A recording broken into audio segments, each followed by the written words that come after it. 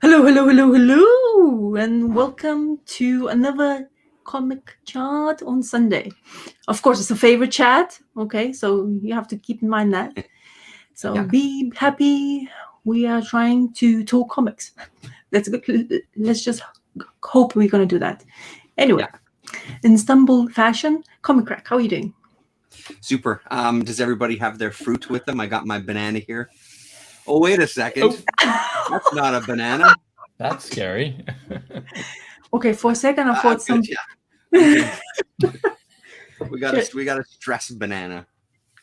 So wow. I don't know why. I just thought it would be. Oh, that's very inappropriate. And it's a little unusual. It's a little disturbing, but it's a little disturbing. Right in. I read some Basil Wolverton this week, so that fits in somehow with that. That tops it, huh? Other than that, I'm good. I'm surviving. Okay. Yeah. Good. That's what we like to hear. And Mr. Sleepy Reader 666, how are you, Damien? I am accumulating tons of comics, as you probably saw on Twitter this week. Yeah. Yes. And I'm reading some. Wow. That's exciting. But yeah, I guess I shouldn't be mysterious about it. I got 122 issues of the British Planet of the Apes in the mail this week. Yeah. Oh, that's amazing. It was one of those COVID spur of the moment eBay buys. Oh yeah. But it's one of those. It's also spending money to save money, because I got each issue for about $2.40, and I'm looking at what people are selling individual issues for on eBay, and it's usually about $10 to $15. So. Oh wow. But I now have 122 of them. Yeah. Is it like a box?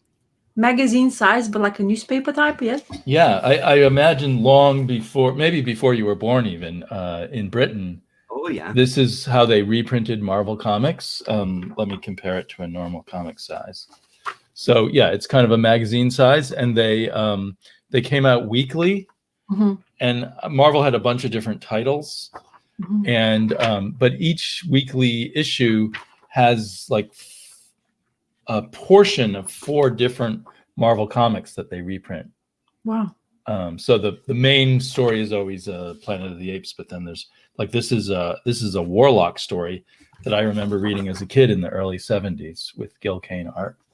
But the one of the funny things about them is they have to make up new splash pages. So they just took a splash page by Jim Starlin and stuck it on this older Gil Kane story there. Okay.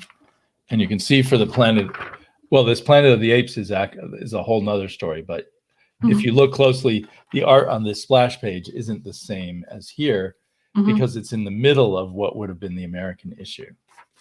Whoa. So and I've heard a lot about this because my friend Scott Edelman, I think, worked on it for a while. It was all done in the Marvel offices in New York, and then I guess shipped to a printer in England. And they just thought this is how the British wanted their comics. Oh, I see. So basically laid out and then sent over. Interesting. That's interesting. Right. So some of the less well-known artists, there's no credit here, but I wouldn't be surprised if that's this splash page might be early Ron Wilson or someone like that. So when you listen to people talk about this on the more obscure podcasts where I've heard about it, these artists would just not the star artists at Marvel, but the lesser, newer artists would be hired to create new splash pages for the extra episodes. I see. Interesting. Interesting. Very interesting. And of course, they usually created new covers, but this one is a redrawn cover of Killraven War of the Worlds with apes added to replace the mutants or whatever else they were fighting. And you can see the Martian tripods in the background. Yeah. And they just renamed Killraven to be Ape Slayer. I see. There it is. Yeah. So it's just kind of I don't know. I'm fascinated by Planet of the Apes. I've also discovered a few of these comics when I was a kid, the British comics, and I was always fascinated by them also. So it's definitely a nostalgia trip. Mr. Gore Vidal is here joining us. Thank you, Gore. Hello, Gore. He hates Saga and he loves the Dallas Cowboy cheerleaders. It's funny for that Saga stuff. I actually kind of like waiting for people's like when you're gonna actually see it again and read it, and if they're gonna still have the same reaction to the people who actually likes. Right. I'm wondering myself. I mean, it's been when it was canceled, I was sad, but now I just sort of don't care anymore. I moved on. Yeah, people's attention to something is quite. If you don't see it in the print, it's kind of like it goes away quite quickly. I mean, somebody will make a video, get really excited. Somebody else will see it, get excited as well, and that just the ball gonna start rolling. If actually the comic will be exciting, so we will see that. Yeah. Was it canceled or was it a hiatus? I'm sorry, I said canceled. That was a hiatus, but it was like 3 years ago or more. They said we're going to go away for a year and then come back. So it's a long hiatus. So I started in my mind thinking it's not going to come back. Yeah. And now they say it will soon, but it still hasn't been solicited or anything.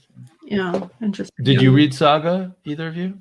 I did. I read most of it. I didn't make it all the way to the end, but I did. And then we also were buying the graphic novels because my wife was actually reading it for a time and really enjoying it. She fell off a lot earlier than I did. She gave it a good shot, but comics just aren't her thing. She just can't get into it. Yeah. But I followed it for quite a while and was enjoying it quite a bit. I just never made it all the way. I have read it maybe 11 issues, maybe it's less even that. I completely lost the chance of getting number 1 print, so I got it on the 3rd print. I didn't even think about having number 1 print because the prices went shooting up like crazy, and then I don't know, I lost interest. Just not like I lost interest, it's kind of like I guess I didn't want it that, like just I'm gone. Like it's just like I really liked Fiona Staples. I think that's what drove me to basically get that book more than anything else. As I say, I'm very concentrating on art first, creator later. But then I read way after that. I read Why the Last Man, and I kind of understood in a way what kind of like maybe of a creator how he's writing. So, but Why the Last Man was way more entertaining than Saga, what I read to the point. I mean, I've never finished. I mean, it's not finished, so I can't tell you that. Why the Last Man is finished. So it's actually quite a good way to understand if you like the writer or not. But Why the Last Man was entertaining throughout. I mean, there was a couple of times they were like, like, it's not always going to be on a high note, but there's always some dip. But in generally, as a whole story, I absolutely loved it. It just felt like I don't know. It just flew by really quickly. All the reading issues, the monkey's my favorite character. So I guess that's what was like. Oh, I'm rooting for him, and as like things happened, there's like when he got kidnapped. I remember that really clearly. Like, oh shit, no, please don't kill it, because I like it. Though you have all those other comic book experiences when you start reading, they kill your favorite character and stuff like that. Like Saga. Oh yeah.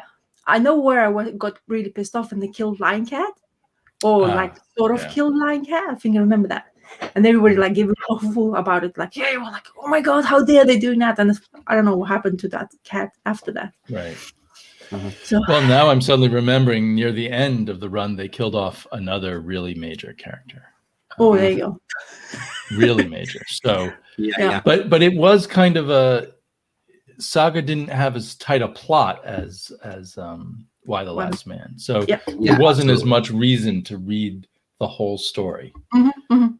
So it'd be interesting to see whether people care when it comes back. I think Hazel stood out because she was at the beginning voice at first, and then you have a baby.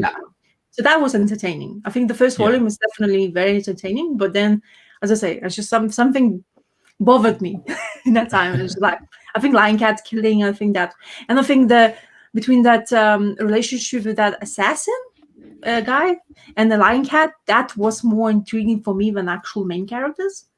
So yeah, in that sense. So, but through trades, I think Saga was an entry-level drug for a lot of people and brought a lot of people into comics. So I can't think of too much I dislike, to be honest. I mean, I think for me it was one of the It was one of the bits of attrition when I was cutting the pull list, right? But I remember enjoying pretty much every issue as I was reading it. I thought it was great. I was interested enough in all the characters. It seemed to flow at its own pace, which sometimes was a little, you felt like a little, let's pick it up here a little. But there was enough going on that I was interested for sure. And I mean, I still look when I go out and I see those hardcover collections, I still have a moment of like, oh, I should really pick it up and sit and read the whole thing and, kind of one shot or whatever. So, and I've still got the floppies. I've still got the singles that I bought off the shelf. So, yeah. Okay. Well, Gore got us to talk about Saga. He must be happy. Yeah, there you go. Now stop talking. So yeah, definitely. Oh shit! Why did I mention that? That's why. Or don't mention that word again. We won't say it. Anyway, so before we start, I wanted just to share. I'll make myself a big screen. I've been working very hard on this, so I just wanted to share and see what your guys' thoughts are. But I made this. Wow. Holy. So this What? is a. Come on. This is a canvas in here, waterproof canvas, of course, leather, because I do still work with leather. But I thought I'm going to combine two of those stuff. But yeah, this is what's my like hard work baby kind of thing, and straps and stuff like that. So yeah, I thought I'm going to show it to you. This is like, I was so hard at work at this. That's amazing. Like, it would bother me so much I had to finish. But like babies, all that stuff has pocket in here and stuff like that. But yeah, it's quite a big bag actually. It's like you can put dogs inside if you want to. It's massive, but it's like folding up and sorry, you're gonna have to. Yeah, so nice. You can use when it. does the Etsy shop open up? When do you go open business online? To be honest, I do want to, but I'm really scared. Oh yeah. I hate because at the moment I'm maybe too precious about work I'm doing. Mr. Sean. Hello, Sean. Hello. Nice to see you here. Very nice.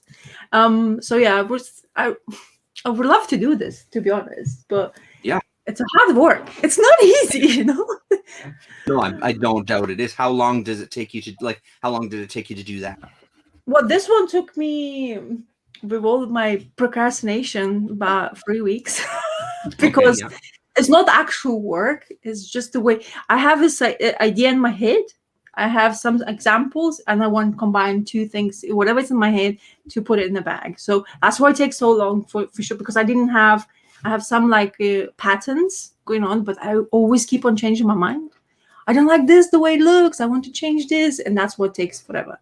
Because for also working while you have 3-year-old running around and sharp tools kind of thing, you're like, don't touch, don't touch, don't touch. That's most of the time.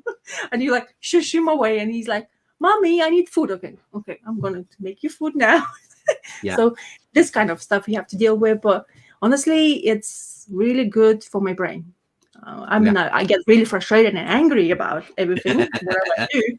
But that anger goes all the way into the bag making rather than me being angry at the world or something like that. So in that sense, it's really therapeutical. But this bag is actually, I like to carry it as well. So so it's actually awesome. Honestly, when I would know now what I did before, it wouldn't take me that long at all, to be honest. It's not as difficult. So but I've been doing you're gonna that. make ones for all of us then.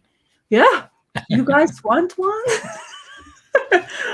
It's interesting to see what you can make with your hands, but when it comes out and you see it and you're like, phew, it actually looks decent. Thank God, kind of thing. So that's what my hard time sometimes is spent not reading or doing something else. So I'm usually doing that. So just to preoccupy myself. So well, it's good to have something like that to do, right? Like it's healthy.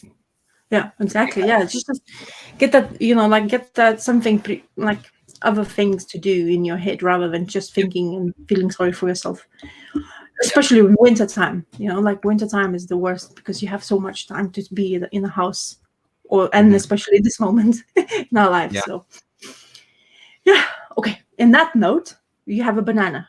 Look. It's turned into a Dali painting or something in my hand. Hello, Ryan. Nice Ryan C. Hello, Ryan. Yeah. So I guess there's actually a comic called Dog Biscuits, I guess. Wow. I haven't heard of it. But Ryan is the king of reading the super indie comics. Yeah. It's true. So who wants to kick off the reading marathon, whatever you have guys done in the week? Damien, go for it. Let's see what you got. Yeah. Okay. Damien has a stack, so he's probably have read a lot. My favorite thing of hey, nice. Well, I read it last night. I didn't Wow. read the whole thing, actually. I just skipped around. Weird Tales of the Future. Mhm. PS Publishing, who I really do not like, but they publish cool stuff. What about them aren't you a fan of, Damien? Well, they publish really lousy scans of the original comics. Mm. I suppose you might argue they look more, what's the word, authentic. Mhm. But I feel like they put almost no effort into their scanning technology or something. Yeah. So there have been other times, like I've been at my shop and I picked up one of these and it was so blurry. I remember my shop, it was like a hardback, and I picked it up. He said, "Oh, I knew you were going to buy that." And then I looked inside and it was so blurry, and it was like a $40 hardback, and it was no way. Oh wow, yeah. But Yeah. I bit the bullet. I ordered this from In Stock Trades, and it has a lot of Basil Wolverton in it, which is its biggest Yes. deal. And so I haven't read all of it yet. I just kind of skipped around. I'm trying to find. I love the Basil Wolverton stories, but I also love the other stories that I've read. Escape to Death. You kind of have to remind yourself reading these that they were probably written by 20-year-olds, maybe even teenagers. Well, and his stuff stands out so far and above anything else that's in them, right? It looks so unusual, Right. It really just jumps out of the book at you. Yeah. The other ones are nice 1950s style sci-fi drawing. Like this one, I didn't realize, and I'll get back to my complaint about PS Publishing. I didn't realize till I looked up somewhere else. This is drawn by Ross Andrew, later famous for doing Spider-Man in the 70s. Whoa. And Wonder Woman in the 60s. But he does a really nice classic sci-fi Buck Rogers kind of looking thing here. That's really cool. And the funny thing, this is the very first story in the first issue. And it's about a man and a woman who are kidnapped by people from, was it Venus? I think it was Venus. And they genetically fix them up so that they'll live 10,000 years, but they also keep them kind of as prisoners on Venus. But they escape and go back to Earth. And when they get back to Earth, no one believes them that anything happened. And so that it's just like the two of them against the world. And somehow their rocket ship is gone missing. So at the end of the story, they plan to build a new rocket ship and have continuing adventures where they try to protect Earth from the Venusians, but also bring the Venusian technology to Earth. But there never is a continuing. I searched the whole book for the continued story, but it's never continued. Hilarious. So then there's this hilarious one, another Basil Wolverton about a guy who's what's the word? He's like a castaway on Mars, and he's been living there for years, and he has a pet Martian dog. But then one day he comes home to his house, his hut that he's built, and there's a giant hand in it with eyes and a mouth, but otherwise is a giant hand. Wow. And the giant hand says, "I need you to help protect me." And he eventually ends up having to fight these guys from Mercury to protect the giant hand, who promises that if he protects him, he'll get him a spaceship to go home. And so anyway, do you mind if I spoil it? No. The giant hand later turns out to be a beautiful woman, as you expect. Yeah. And she's a princess of Venus, Okay. who the people from Mercury want to kill or kidnap to take over Venus. But they kill the last of the Mercury guys, and she says, "Oh, and by the way, I did have a spaceship hidden away. I can take you away from Mars, and I'll take you to Venus with me." And the odd thing is just right. This is what reminded me of this is like written by really young people. At the end, they just have the character say, "Funny thing, I've been stranded here alone for 7 years, and now that I know I can leave, I don't feel too anxious to go." And that's how you end your story of your giant hand turned out to be a beautiful princess from Venus who wants to take you away with her. It was just kind of. Anyway, I assume Basil Wolverton wrote these himself. There's other ones I haven't read yet that do say written and illustrated by Basil Wolverton, like these this Jumping Jupiter comedic one. I haven't read it yet. So I just pulled this off the shelf last night for something to read in bed. And now I'm really excited to read the rest of it. And so I'm going to have to get the second volume. There's 2 volumes. There were 8 issues of Weird Tales of the Future. And they published them in 2 volumes, each one backed up with 1 issue of Weird Mysteries, which I guess also has some Basil Wolverton in them. Cool. There's a Basil Wolverton from Weird. Oh, you got the same book, or is that the second? No, book? the different one. Yeah, this is the other volume there. So it has the covers on the back there. Oh, look at yeah. I hear what you're saying about the reproduction. I have as well a copy. It's one of the things that drew me to it, that it wasn't. You're more into the authenticness than I am, I think. Totally, but I can totally understand your frustration if you're going to buy a hardcover and the images are totally blurry, because I wouldn't be down with that either. But yeah, I like this is better than the one I looked at my store. Yeah, that looks I love neat. it for the same reasons that you do. I love seeing this stuff and the Wolverton stuff, like you said. There's a couple of Wolverton in here as well too. Another Jumping Jupiter in this one as well too. And it's so darn enjoyable. And then this one here, Man from the Moon. How pricey are these? They're great. Books. Yeah. So I'm definitely gonna have to run out and get the second volume in case it goes out of print. But and PS does a lot of really expensive hardbacks. Where they just like reprint. They're in slip cases and stuff, and they just reprint four issues of some old comic. And I've never been able to pull the trigger. I think the paperbacks may be the way to go for me, since I don't love the reproduction. But I also wish they would actually tell us who wrote and drew all of these. They have these credits on the back cover, but it's not. Those aren't the people in these issues. These must just be people they publish other books by, but they don't even explain that. Yeah, that's hilarious, eh? And so I got my information from my comic shop online, because they always list who wrote and drew they did their research just to sell these books.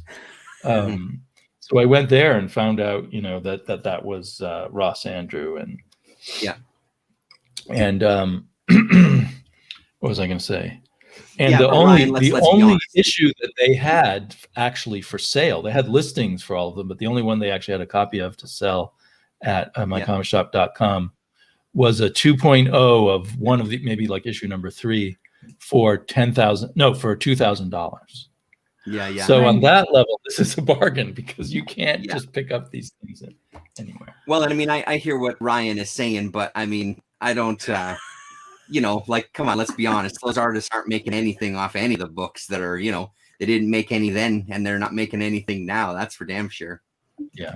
Hello to Mr. Clark Kent Jeans. Mr. Clark Kent Jeans, yes. A man with great taste in comics. And Ryan, Ryan always has very strong opinions, but he is kind of on the right track. Like a lot of these people with their cheap scanned copies were doing a lot of Ditko books, even when he was still alive. They're making money off of the name Ditko. Ditko may not own, no one owns the copyright, but they were making money off of the name Steve Ditko. And in my mind, they owe Steve Ditko a share of the profits. Architectural foam panels and columns. Hello. Ditko. He has various nephews. Ryan is mentioning Craig Yo as well too, and that's another one. Or I'm not sure how to pronounce the last name, but I've heard sketchy things about him. Like, I get it, but again, it's just, for me, it's, you get a chance to read them. You get a chance to read them, no matter who reprints it, right? So. Well, that's why I think I'm going to go with the paperbacks when I can get them at discount, and not spend a lot of money on the hardbacks because of the cheap scanning. And particularly if you have an author's name on the cover, the creator's name on the cover, I think you should pay them some money, even if it's out of copyright. Yeah, but I think Craig Yo's, I don't know if his scans are as bad as these PS scans. I only have a few Craig Yo books either. But why? Why would they even print it out if it's blurry? I mean, how? I mean, you get annoyed straight away. I mean, you looked in the book and you're like, "What the hell?" Do you know what I mean? To It's like, cash in, you know what I mean? Like it's like any industry. There's always going to be the people who are going to just try to cash in and make a quick buck, right? Yeah, it's the way that it is, unfortunately. Well, and I'm guessing these were very cheaply printed comics in the first place, and sometimes the color plates weren't lined up that well, and that kind of thing.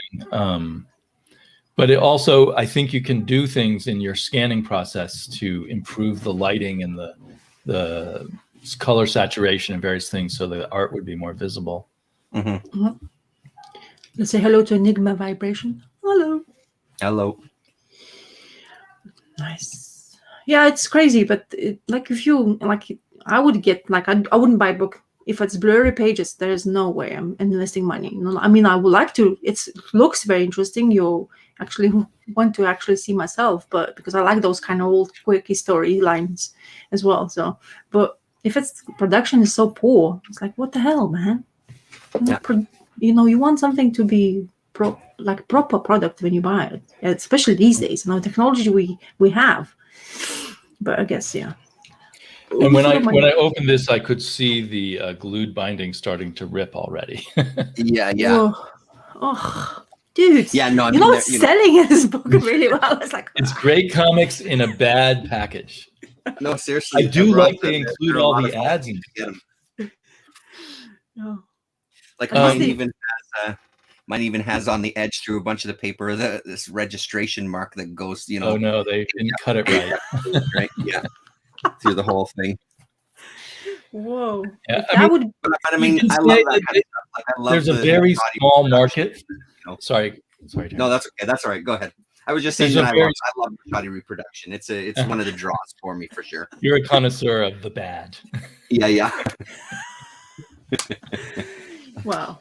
I mean, I was going to say there's a very small audience for these things, and they probably do love these comics, and they're just like, well, let's get these out as cheap as we can, and so that we can afford to keep doing it. They do probably have to, hunt down actual copies of some of these obscure comics. Ryan mentioned there's a Craig Yo one where he did a Tom Sutton book, and I do have that one, and I remember liking that one a lot. Tom Sutton probably, I don't know when he died, but he probably not that long ago either. Another person that you're using his name. So Ryan's got all kinds of, he says, if you want a good example of leaving blemishes intact but still remastering things, look at Sunday Press, Crazy Cat, and Milt Gross books. Wealth of information. Great comics in a bad package could be the tagline of the year, Sean says. Yeah, totally. That's what we should call the show. Yes, we'll do that. Sean, thank you very much. We have a name. Yeah, we have to remember. Anyway. Oh, yeah, by the way, just to show. Dog biscuits do exist according to... Oh, that's that one. Oh, nice. So, it's apparently in print. You can buy it. I think it's in Seattle. Yeah, July 2020. So, Alex Graham. So, it does exist. I just wanted to check it out to see what Ryan was saying. Intriguing. So, Mr. T. Crack, what do you have for us? I was reading, and I mean, maybe since Ryan's here, this might be a good time to talk about this. So, I mean, it's been no secret my love of the Young Master and stuff from the New Comics group. I was just finishing this off while we were waiting to start. So it's Asylum. There was only 2 issues. Bernie Wrightson intense cover on that one there. Yeah, I was thinking, I was like familiar. There was only the 2 issues, and it's just an anthology, like a horror anthology. Stephen Bissett writes one of the stories with art by your friend and mine. Seems to be on everybody's tongues these days, Mr. Alex Nino. And it's a great story. Really, really, it's brutal. This is an intense book for sure, but I really dig it. And I mean, I was saying before, I don't know much about New Comics Group, and with Ryan in the chat, maybe he can fill in some of the gaps about this company from what I understand, they owned a comic shop and went into publishing comics. Didn't last very long because they didn't put out a ton of books. But so far, what I've read, I love. I really, really dig it because it's legitimately good writing, legitimately good art. Yeah, beautiful, beautiful stuff. And so far, everything black and white that I currently have. I know there's some other titles that I'm missing. And there's a look at the back with kind of a, there we go. Oh, Bisset. List of who's inside. Yeah, as they carry a corpse on a chain. But this is a hell of a book, and I won't talk about it long. So just kind of within that same thing. Again, I can't. This has just been so fun. I'm now up to issue 4. I'm missing issue 5. I found it. I just did an order on mycomicshop.com. They had issue 5 for like $2. So I picked it up from them. So that'll get here and I can complete that run. This is really, really great. And this issue, it's a different writer because it was Larry Hama from G.I. Joe fame, amongst other things, obviously. Yakata, what was his first name? Larry Yakata. And this one usually has a backup story as well, too. But this Young Master series has been so enjoyable. This issue particularly was really good. I was hesitant when I saw someone else's name as the writer. And for the first couple of pages, I was a little wary, but as it went on and the story picked up, it's just as good as the Hama written stuff, the Larry Hama written stuff. So in this one, he gets to a point where he trains some samurai, so 3 of them, all with different fighting styles, and he becomes their master for the short term. And that's all I'll really say about that, because it takes a really interesting twists and turns. And then the backup story in this one I thought was fantastic. It's all Val Merrick art throughout the whole thing. And the last one is a silent story called Winter Beast, drawn by Merrick. And it's beautiful. You know, the theme of snow seems to be happening a lot in the comics I'm reading lately. I don't know why. It just is something that's come up. But I love the pages on this, and his art is really growing on me. I did a search for him on YouTube, and there's actually an interview with him, like an hour-and-a-half interview with him by your friend and mine, Rasa, James Hudnall, the ESPers. Oh, nice. So he does like an hour-and-a-half interview with him. Yeah, I saw that. Clark Kent Jeans is bringing it up. So this is what I just found out very recently, that this was a character from, like he's saying, Eerie and Creepy Mags. So I'm absolutely going to have to keep my eyes open for that too. But yeah, I mean, I love it, and I'm a big fan of this company, and I really want to, you know, I'd love to eventually find everything they did, because it really wasn't that much, 4 or 5 different titles, a few issues each kind of thing before they parted ways, and one went off to another industry completely, I think. And I don't, yeah, like I said, I don't know the full story. I missed what Ryan was saying earlier.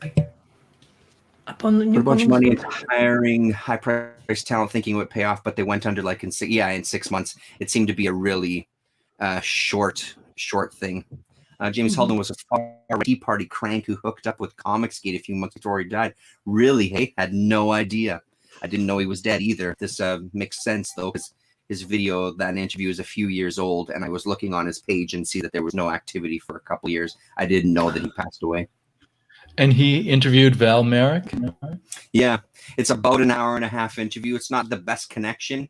It dropped, like I've watched about a half hour, 40 minutes of it so far. And there's a couple of points where I think there was a storm where Merrick was based out of, and it was cutting into his internet. So there was a couple of moments where you kind of don't catch everything, but it's cool because he talks about the first time he went into Marvel and stuff, and just kind of how he started his career. So far, it's really interesting. I just haven't finished it yet.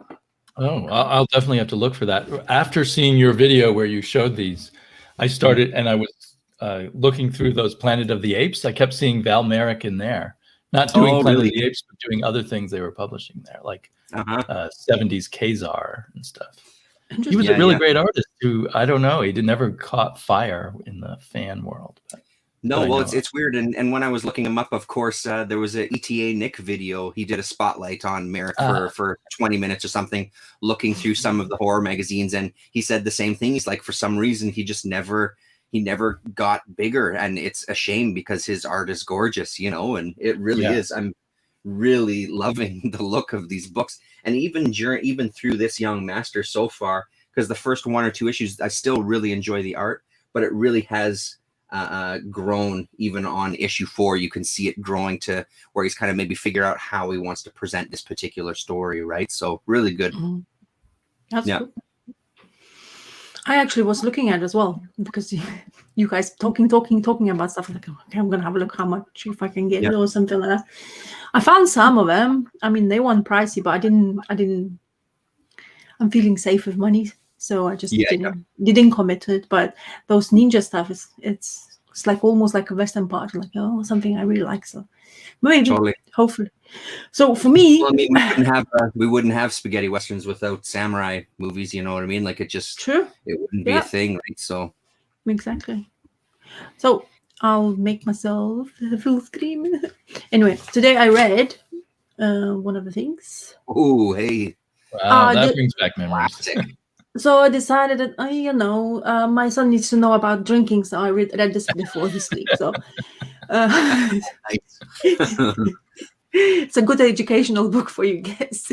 No, it's actually a very sad story. And Mr. Iron Man really struggled with his emotions and because he had basically people accused him of murder and this like Shakespearean type of sitting in this chair looking at a mask and having so many bottles and newspapers and this demon in the bottle. So it's really entertaining read for what it was. I thoroughly enjoyed this Marvel type of like storytelling in a way. I didn't think a lot of action still happened. Like you always feel like Iron Man has always been like a completely strong character, and seeing him being this vulnerable, it does kind of like give you a different perspective towards the character. But I was like, I have this comic book. I was like, I was browsing through something to read, and I wanted something old, whatever I have in my collection. And it's the story. You have the female in there, which I'm not familiar with her at all. But she was there to help him. She was his friend. She was telling her story about how she married some douchebag who only cared about money, and then he died. And then she was trying to basically wake our Iron Man and say to stop feeling sorry for yourself. There's so many good things you can do.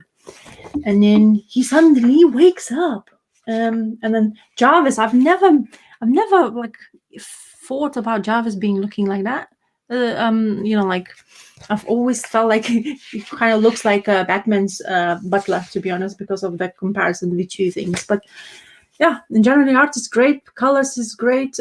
Just something for me to just familiarize myself a bit more with the Iron Man character, as I haven't read much of it at all of his character in this era, especially. So it's 1979, this comic book. And then we have a creative team of David Michelini as a writer and John Romita Jr. as a penciler. So, but it doesn't look like his art at all, to be honest. I was like, his typical kind of shying away from his dad's art style, but it's not that one. That was what his art was like back then. But is it inked by Bob Layton, who was kind of a star inker? Yes. And I think Bob Layton was a co-plotter too. Yeah. So I the very first comic book convention I went to. Yeah, it says finished art and plot by Bob Layton. So I guess that's why it's like that. It's actually quite nice that they were explaining kind of things in creative team in that part of the stuff. Like, of course, they should have put more like writer / plot, pencil art. Then you have finished art and the plot as well. So Bob Layton did have a plot line in here as well. But it's kind of famous issue I got is my beautiful, not very precious edition, like conditioned comic book, but it's honestly in my collection. I'm glad to have it, and every single time I feel like to see Iron Man being drunk, there you go, I have it. I was just looking online. Even in so-so condition, that's worth like $100 or more. Oops, I should maybe hide away. Hide it from your baby. Well, believe me, this is hidden from the baby.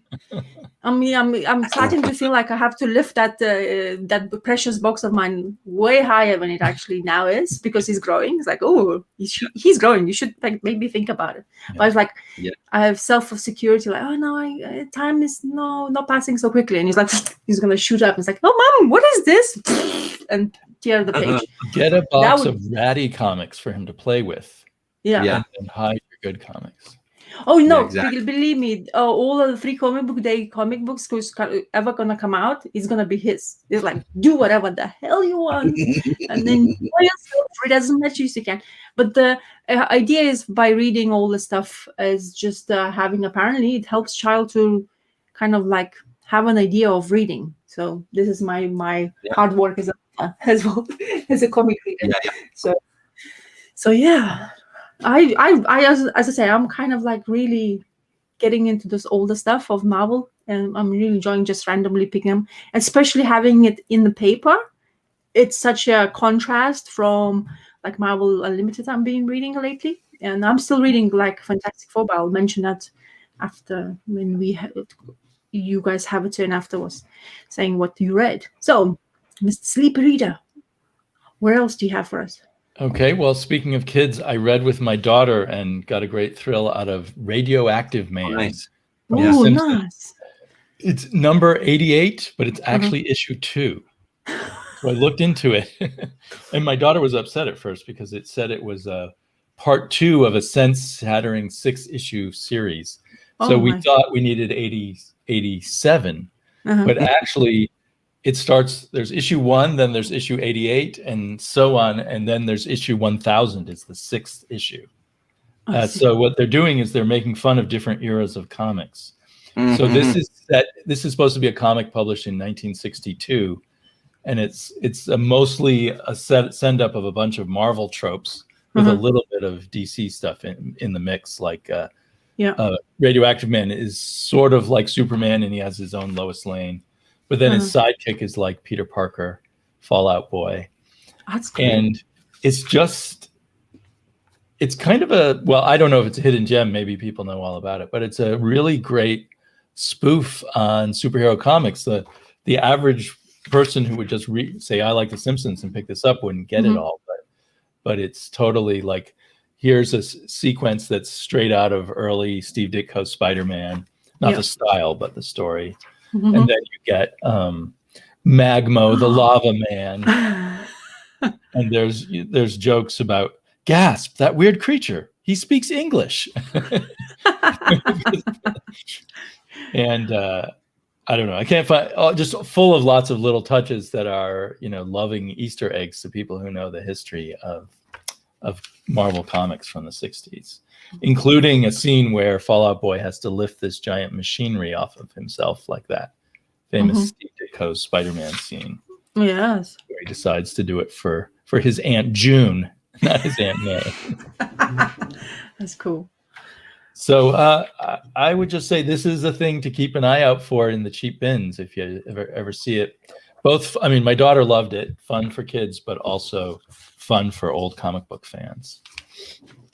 So in my laziness, I went ahead and ordered they didn't have issue number 1, but the other issues I ordered online, because the next issue is making fun of when they found out Speedy was my sidekick's a heroin addict. This one is, my sidekick is a dirty hippie.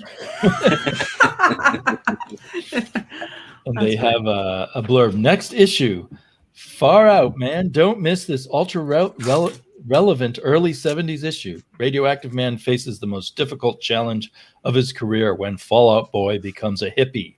Stunned by his sidekick's sudden conversion to the dark forces of peace and love, the irradiated crusader sets out on a great quest to find America. So it's going to make fun of those Green Lantern, Green Arrow stuff. So anyway, I was delighted by that. Cool. And that's what is it? Bongo Comics? Is that what they call them? Bongo Comics. Yeah. And I think they used to be available digitally, but I searched everywhere just to see if we could read them digitally, and we can't. They seem to have withdrawn from even Mhm. digital distribution. I looked it Yeah. up on eBay, and somebody's selling all issues for £65. Like, whoa, dude! You can get them cheaper than that. I know. I mean, I It's think like- I paid $3 or $2.50 for this at my shop, and even Yeah. that seemed a little high. No. But my daughter's on a huge Simpsons kick. That's one of the things keeping her alive mentally during the COVID world. Yeah. Honing That's her cool. sense of humor. And sorry, did you say it was 6-issue mini? Is that what you said? It's a 6-issue miniseries. I think each issue stands alone as a spoof of a different era. Yeah. They were published, I think, in 1994. Mhm. And the final issue, I think, is a spoof of 90s comics. Okay. But I haven't seen them all yet. I'll report to you back on them when I get some more comics. Keep it. Yeah. Yeah. Sounds Yeah. like really entertaining readers. Yeah, Yeah. it's cool when people really know their comics history. Yes. That's fantastic. Mr. Cool. Terrence, do you have anything? I mean, one that I just saw that I didn't talk about. This Dead Time story is another one from New Comic Group. This one was all Bissett, Steve Bissett writing, and I talked about it in my video, but just kind of briefly, and then I'll show one that I think you'll like there, Rasa. So I mean, I just kind of to reiterate that I loved this one too. I'm liking Bissett's writing quite a bit, and I'm sorry, his art quite a bit.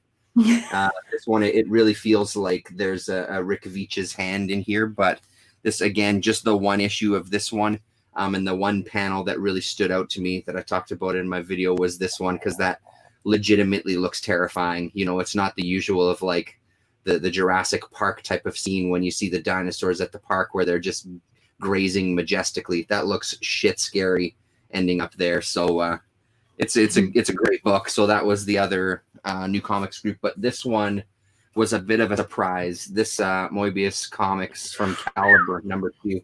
I'd always heard about it. I never really looked into it. It's not one. Also, I should say it's not one that I've ever really seen around. This is probably the second time I've seen a copy in the wild. Right. I guess I'd always just assumed that it was people's, using Moebius's name, and then the interiors were going to be people doing their versions of like some of his stories or some of his characters, which is actually not true, because he does the man from the Siguri from Airtight Garage, kind of a continuation of that story. Sweet. Not That's so in the hard way to of- find that stuff. Sorry, Yeah. say that again. I said, sweet. It's so hard to find any of that stuff. Yeah. Especially and if his art is included. Whew, it's I crazy. think that there's not much in the way of like write-up of where this stuff is or maybe what the chronology is, but it's still really, really great. And again, because it's black and white, and then each one does have kind of like a jam comic. So Arzak jams, and this is by a guy who's Sylvain Desprez, who is a what do you call it? Storyboard artist is the word I'm looking for. So for movies and stuff. Okay. So he does a version of Arzak in here, which is pretty great. Turns out the Arzak it's a video game, and just kind of goes from there. And then they do a little bit of a story together. You get some sketch pages from Moebius as well. Nice. And then at the end, there's a internal transfer. So this is part 2 of storyboards that he's done for, I guess, what was going to be an animated feature. Or maybe not. I don't really know, because they don't tell much about it in here. They might in the first issue. I don't know how many issues it went. I didn't look online too deep into it, but it was a really nice surprise. So I mean, it's another one that's on the radar of books to kind of check out and keep your eyes open for if you do see them. But like I said, it's not like those are jumping up for me when I'm out there looking. So I don't know how easy or how difficult they are to find. I'm assuming it's very difficult. When I was going through and looking at, it's just, if somebody sees it, especially like when I'm talking about Comic Mart, I used to go, somebody sees that, and like if it's a fan, they're gonna snap it up. I remember when we were like with Dr. Monkeybot, when we were in the Comic Mart, and he saw me grabbing those Moebius stuff. It's like, okay, where was it? It's like there, and he went there because like I stupidly left some. It's like, why would I do that? So Yeah. oh, I know why. I ran out of money in that time. It's like so. Yeah. I think he grabbed a couple, but it's really difficult. Like you have some, and you pluck it and just run away happy kind of things. Yeah. Like, because it's so rare to find them. Honestly, especially like the English language ones. Yeah. Hello, Jackie. Nice to see Hello, you. Jack. So me, yeah. Yes. Okay. Me finished a story. So I did finish this. Oh, and nice.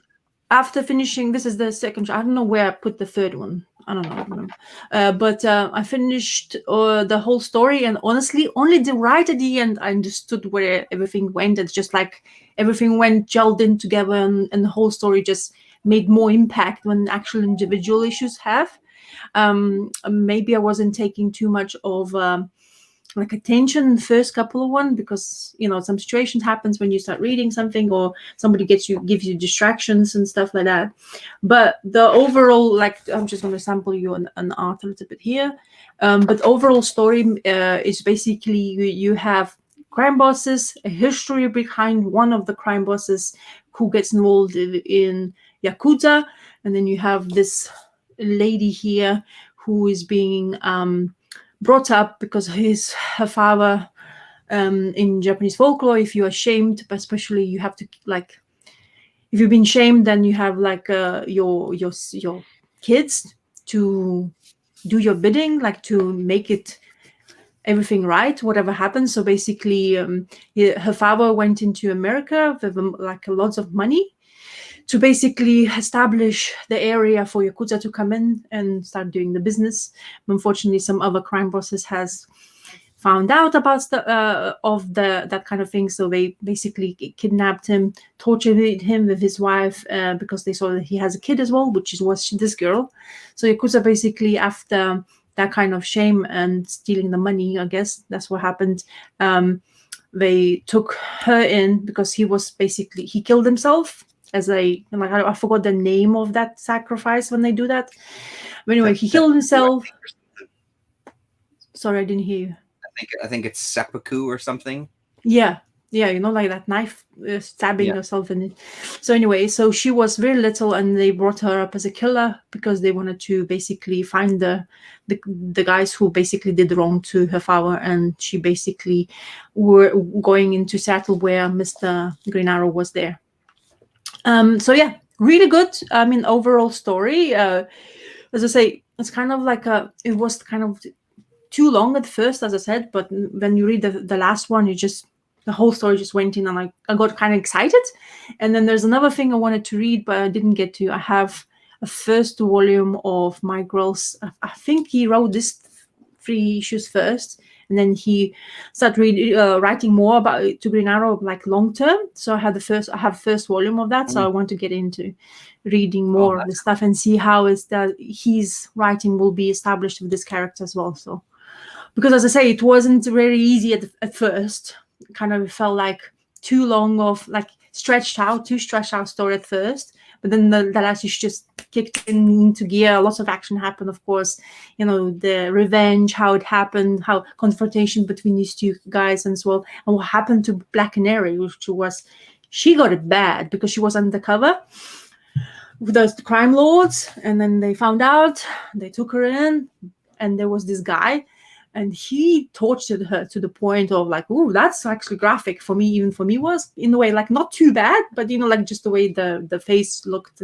He was having a knife, and it's like, I can gut you from top to the bottom like a pig kind of thing. That's what kind of mention was. It's like, whoa, interesting. So yeah, as I say, everything just kind of rounded up really nicely at the end, and that's kind of like, if I would pick it up monthly, I don't know if I would continue it. You know what I mean? So, because it just didn't feel like it was the same thing from the number 1, number 2 issues. So, interesting the way that the writing was for me in that story. So, well, I'm glad you brought it up again, because I remembered it when we were talking about it, but I realized I actually didn't write it down on my phone. So, it's giving me an opportunity to actually write it down and look for it. So,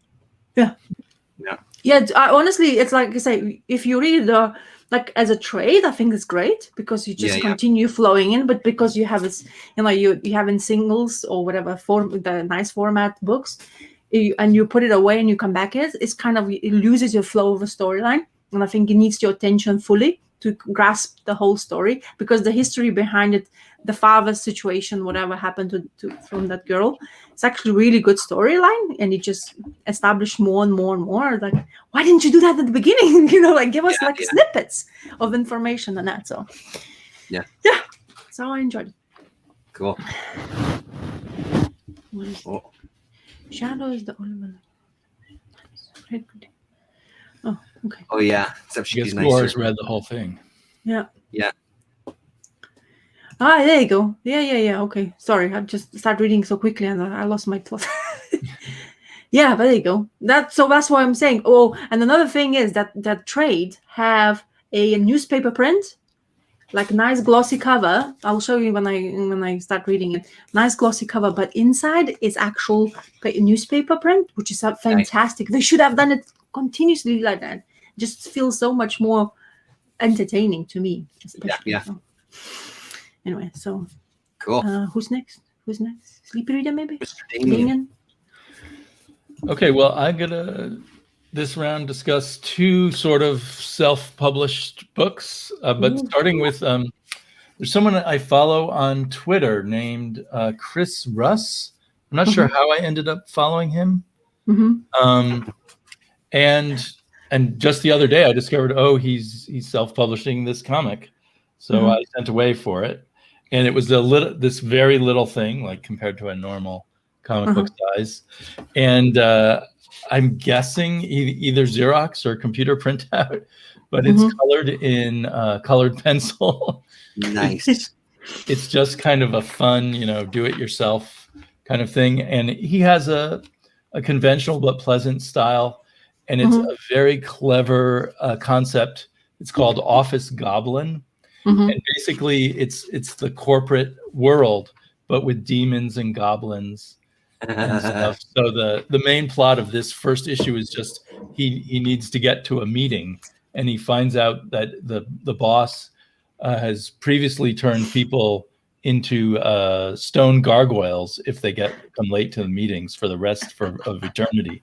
And so now he's rushing to try to get to the meeting, and it was just a lot of fun. And it definitely, I don't know if I could do as good of a story as he did, but it definitely makes you think, or makes someone like me think, why aren't I doing this? And he pulls off some interesting visuals here and there.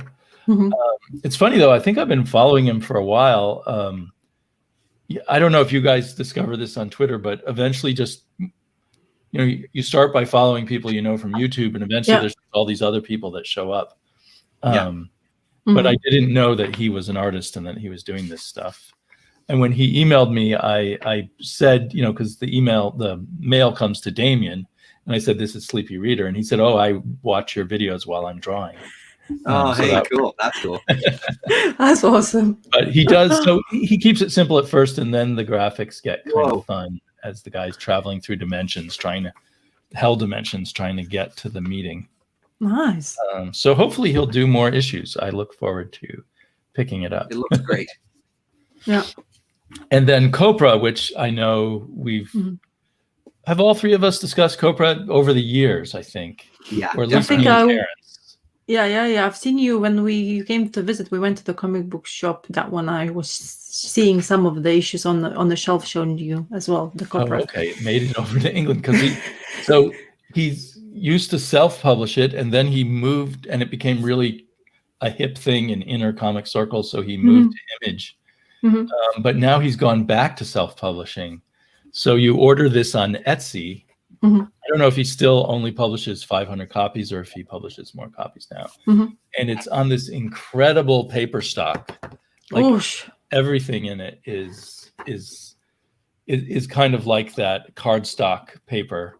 But it's not too glossy. It's closer to matte. There's a bit of a gloss. But I don't know why, if it's in this package, and knowing that he published it himself rather than from Image, but I'm back to really enjoying Copra a lot. and it's more for the just unique art style that he and his unique sort of personal style of coloring. And I see Ryan saying it took me 3 months to get those 2 new Copra issues after I ordered them. Yeah, it took a while for them to arrive. I ordered 2 issues at once. I've only read this issue. And I actually take my time reading them, not because the plot is that deep, but to just sort of absorb the weird quirkiness, and try to think about like what this again is the kind of thing that's just drawing on comic book history. Yeah. So this guy here is clearly Orion from the New Gods. Totally. But he's kind of this evil guy from another dimension and kind of insane. And then this other guy shows up and I realized, oh, wait a minute, that's making fun of Light Ray. Yeah. And but he's it's hard to find where my finger is. He's got a really disturbing body though. Whoa. Yes. So I think of him as some kind of underground madman artist who, for me, his starting point feels like Ditko, although I know he's really into Rob Liefeld and all of those 90 guys. Well, isn't the whole premise of that team kind of like it was his version of a Secret Six type of thing? That's how I understood it. Suicide Squad or Secret Six? I'm not sure. You're right. Yeah, sorry. Suicide Squad is what I meant to say. Yes. I think it's a specific Suicide run that I've never read by John Ostrander that he loves so much. Yeah, and so I still can't keep track of all the characters or care about them a whole lot, but there's just something fun about it to me. His art is it's just funny phenomenal. that when it's self-published, it's more interesting than when it's published by Image. I don't really understand psychology there. Didn't he announce recently that he's going to be working on a Superman book? Wasn't that his big Michel Fife's announcement on his Twitter? I missed that. Wow. Yeah, I think that's the next thing. Double check. I mean, because I just said Secret Six instead of Suicide Squad. I know there was an announcement. Sorry, Damien, I missed what you said. Will they let him draw it? Because he did some scripting for Marvel for a while, but without him drawing it, it just didn't seem. No, I'm pretty sure he's doing art because I'm pretty sure I've seen some drawings of Superman on his feed and stuff. And for quite a while, I've seen commissions. That would be really cool. Like superhero stuff. So, as long as it doesn't distract him too long from doing his own thing. I mean, that's the other problem. Yeah. But so. Anyway, I suppose for the British viewers and readers, that's probably harder to get a hold of. Yeah. Because if he's shipping it himself, he'd have to charge a lot to ship it to him. Yep. Exactly. Man, that is so great. Look at those pages. Those are fantastic. Yeah. But if you like weird comics and the idea of self-publishing, this is definitely, I think it costs $6 now per issue, which isn't cheap. But it's a unique product, and I'm really happy to get it. I might now that I'm enjoying it so much again, I might go back and try to read all of the Copra I have.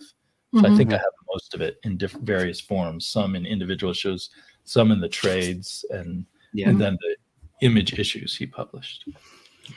Yeah, but a handful of single issues. Then I had the Image, the first trade from Image that I pretty much fired through and really, really dug it. But the individual issues, I've got a handful. I got to go back to them, I think, and maybe keep up and try to order some new ones as well. Looks amazing. For me, every time I look it up, if it's somewhere I see this like randomly in the middle or something, and it's like number, nothing close to whatever I want to get into the storyline or something like that. But art-wise, it's really like always looking at it. It's nice to look at it, I guess. I mean, the way he creates and everything, and the colors and the panels, and every single day Sleep Reader is talking about it. It's like I keep on looking at the Copra to see, and I always browse into it to have a look, but it's difficult to get hold of, especially now online. I wouldn't even dare, because I know that people overprice if they even have some, especially because that comic book store which we went into, they do buy they have a section of like not Marvel and DC or not the superhero type of the story. Like they have the section where like more obscure comic books, let's say, or European comic books, like something like journals and stuff. You can buy. Is that the comic book store on 2 levels? Because we went to several comic book stores. Yeah, no, this one is like really long. you went in. long thin one. Okay. Yeah, and then it had this extra room there, like when off you to the side. Yeah, I remember. Yeah, off to the side. So yeah, so that's the one they had like all like collected comic books and like hardcovers, nice collected hardcovers as well. Not something your typical Marvel DC would release. So it's honestly they're the only ones which in like comic book shop I've seen Copra, to be honest. So they do tend to support that kind of type of the comic book as well, which is very nice. It should be there anyway. So the more independent stuff you have, the better. It's fun. Totally, it's funny how comic book oriented my brain is, because that was 4 years ago that I visited, and I still remember all 3 comic book shops that you took me to. Yeah. I don't remember everything else I saw in London, but I remember those 3 comic book shops. Priorities. We saw castles there. I don't remember that. Was there a comic book shop? I have a vague memory of St. Peter's or whatever it's called. But Yes, exactly. So yeah, it's London has quite a like.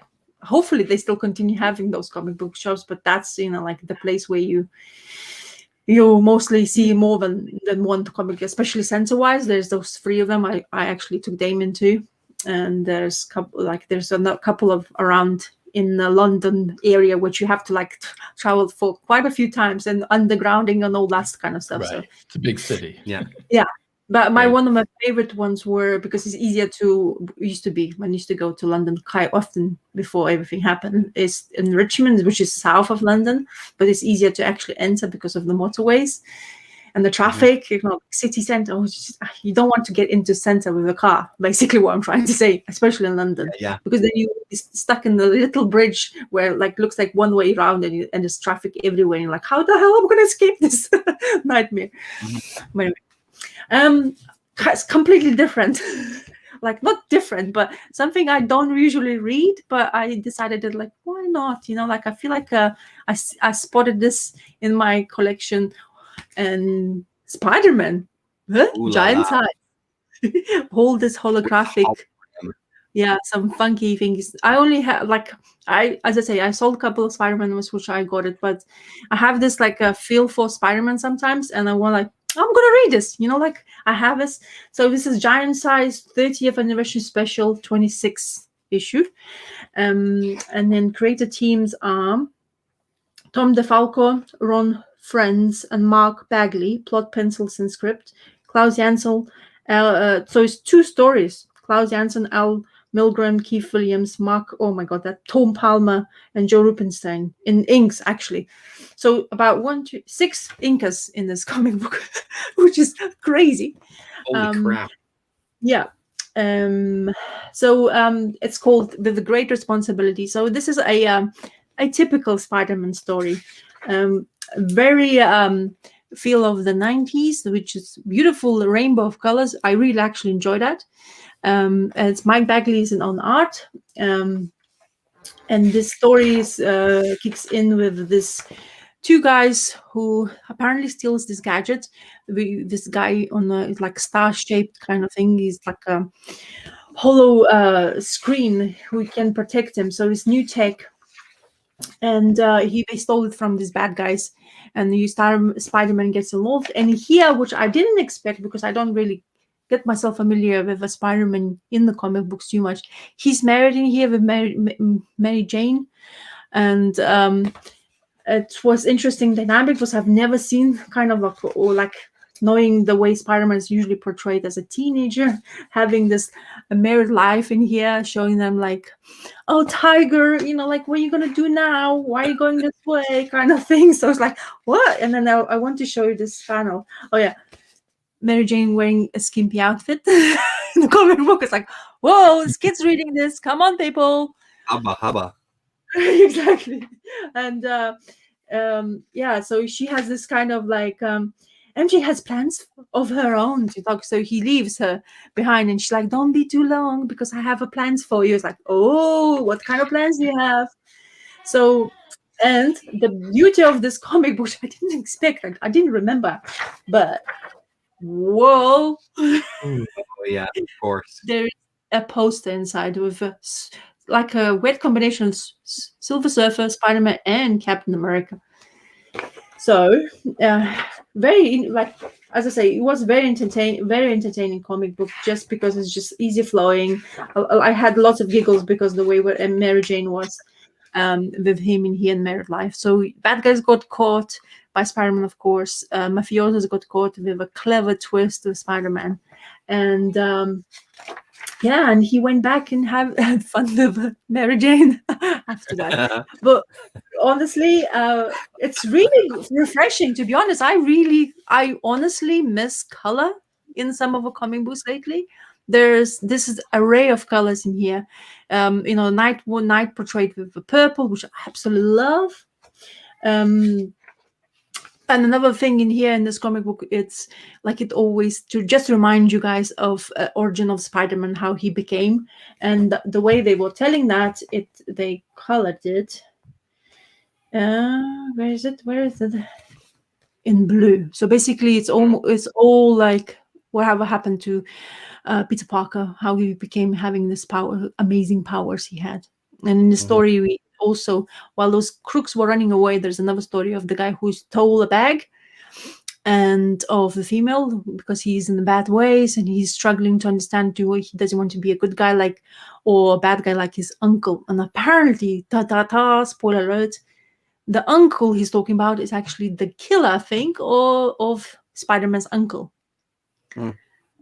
So Ben was shot by the criminal, and the criminal is the uncle of this guy in here in the story. So that's a very good twist, I think. So yeah, thoroughly enjoyed whatever I'm discovering whatever I've been picking out randomly in my collection. So yeah, some random Spider-Man comic book. Giants. Cool. Tiger. Yeah. Gore is just saying that he's forgotten that his nickname was Tiger. Yeah. How could he forget that? Yeah. Tiger. Face it, Tiger, you've hit the jackpot. It's like the most famous line.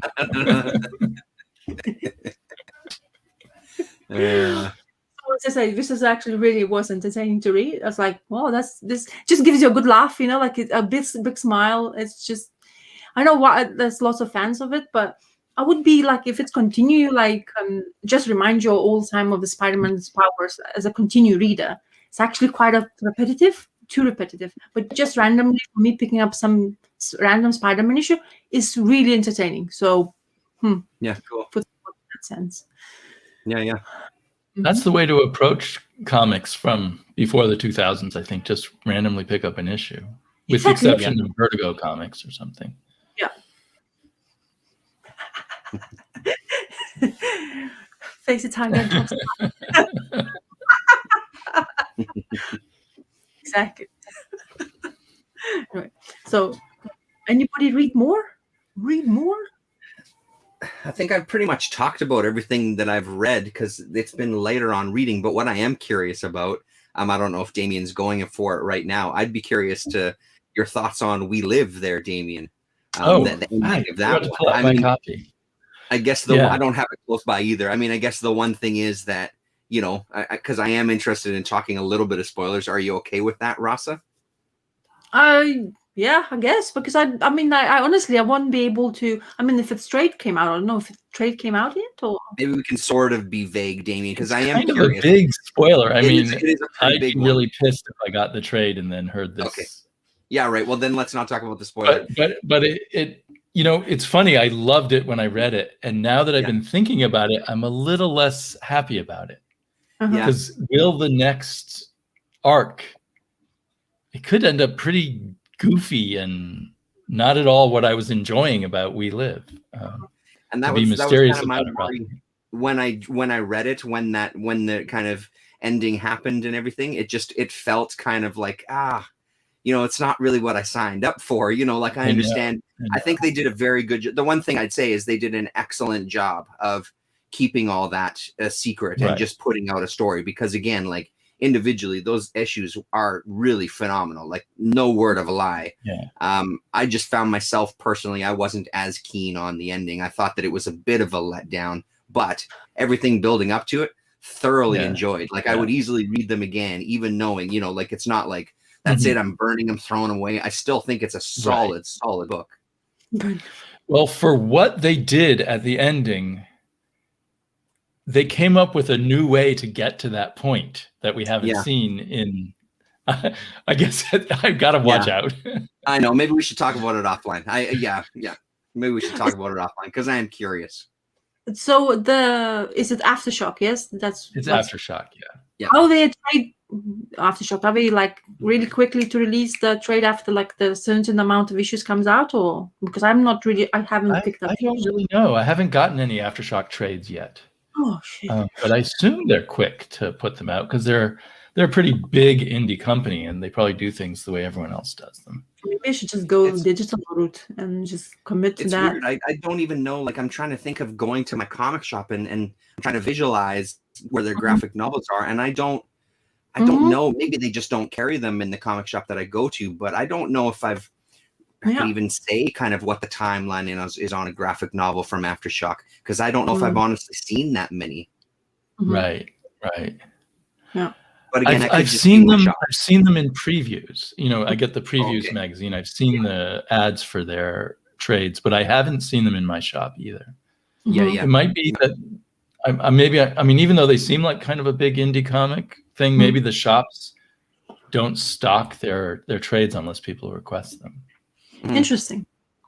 Because it's intriguing because when you're both reading it and you're both enjoying it, the story, I'm kind of like, I really want to get like my eyes peeled to see whatever I think about it, because interesting. Like, as I say, if it's entertaining read, why wouldn't I want to read it as well? So kind of thing. But I'm not sure if I want to go the digital route because new comic books, I don't know. Yeah. I'm sure the trade's coming out soon. I can't, especially because this book now has a lot of buzz. Yeah. And Aftershock must be pretty excited whenever one of their books catches a hold. Well, anyways, I guess I can ask my comic book guy and ask him if he does hold any Aftershock, because I know for sure I asked him about this book if he has number one. He's definitely like, no, left me like what the first week he came, kind of thing. Yeah, it became a hot book. Yeah. So he said, it's a shame I didn't have more, kind of thing, like you always, because, like you never know what kind of thing going to hit the market and go crazy, absolutely bonkers. But talking about something I read still, like, so I'll continue reading this Fantastic Four, and this issue, this one was, I'll make myself, so this issue was very bizarre, entertaining, and his face disturbed me throughout the story. So what do we have is here is Puppet Master is going to be our villain, and we finally found out. I basically found out how Alicia, this Thing's girlfriend, came into play, and because of the story. So basically, Puppet Master, he gained this radioactive putty or something to create. He makes a puppet out of like a random, like not random, but the people. And he makes it so realistically, and then he can't control them. And then Fantastic Four got in this way because Flame, just saw him as a flame. Torch, Human Torch. He had disturbed his plans by saving this guy who's trying to kill himself, but he wasn't killing himself because Puppet Master was involved. Because he's just have this crazy scenes in here with him, like having all these puppets in this room, and Alicia is blind, so she doesn't have a clue what's happening around her. And it's funny the way he's talking to her. It's like, don't call me a father, because I'm not your father, I'm your stepfather, kind of thing. So, and this poor girl, like in here, you have him molding the Thing. And honestly, as I say, this kind of way of reading, and you get that scene so close by, it looks so much more entertaining to me reading this. So and he controls the Thing to come into this place. Then Invincible Girl comes in to see why this Thing going somewhere without like not noticing her, or because she's talking to him, and he just completely ignores her. And then by chance, with Alicia, is because she's blind, but her hearing is so great. Apparently, she can hear the breathing of Invincible Girl. So he finds her, and he's like, "Ha ha ha! I got you now. I caught you both." And he puts this weird masks on, which is a bizarre mask looking because it's a gas mask, but it looks so weird. And anyway, so in order to basically get her to be visible again, he puts this gas on, and Invincible basically starts suffocating, and she's losing her abilities of being invincible because she's passed out. So yeah, another thing was what he did to Alicia, Puppet Master, in order to basically confront, like, get all the Fantastic Four. He basically turns her into Invincible, and they this is the scene. And it's basically, like, you poor girl, you blind, but don't worry about it. I'm going to do whatever hell I want, because she's like all listening to him, and basically takes the Thing and her into the Fantastic Four mansion. Like they're leaving the rooms, so in order to capture. And that's how they basically take somebody, molds them in. He even has the Queen, because his whole power, his only one goal was to basically be in charge of the world. So he's going to make all the leaders of the world, and you have everybody in that time. Like you have the Queen, you have guy from the I forgot the names, the Chile leader. Like for all these guys, even the Hitler is in there. So yeah, he's the way he's controlling them and stuff. And yeah, very good story. Of course, right, that art looks amazing, blown up. Yes, yeah. I'm telling you, it's fantastic. It's like big screens like that.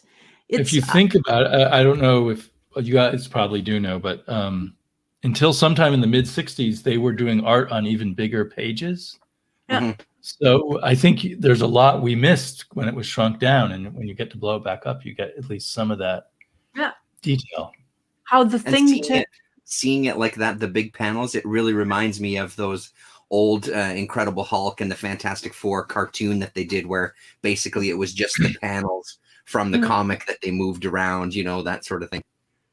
Yeah, Jack Kirby must have loved that. They were taking his panels and getting paid for other people getting paid for doing it. Yeah. For quote unquote animating a cartoon.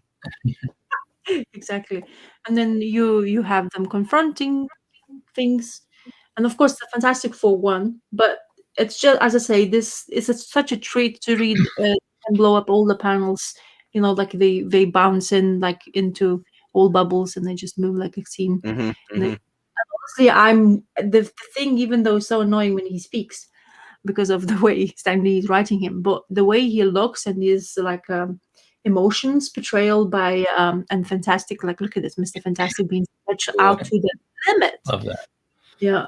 And then it's like, whew, okay. It's basically accepts every single bullet, and it's just bouncing the bullets back to the guys, which is fantastic. And they're like, oh, hide, if you're gonna kill me.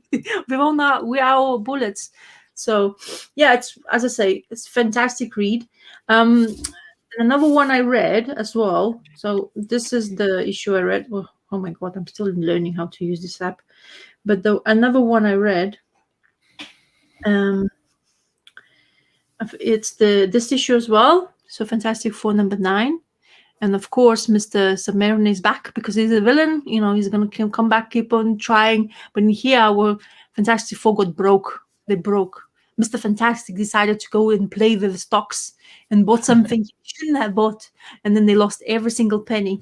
And then people were like, "Oh, give me the rent! You owe me the rent!" And they start selling everything, whatever they owned in this issue. Seriously? And yeah. Wow.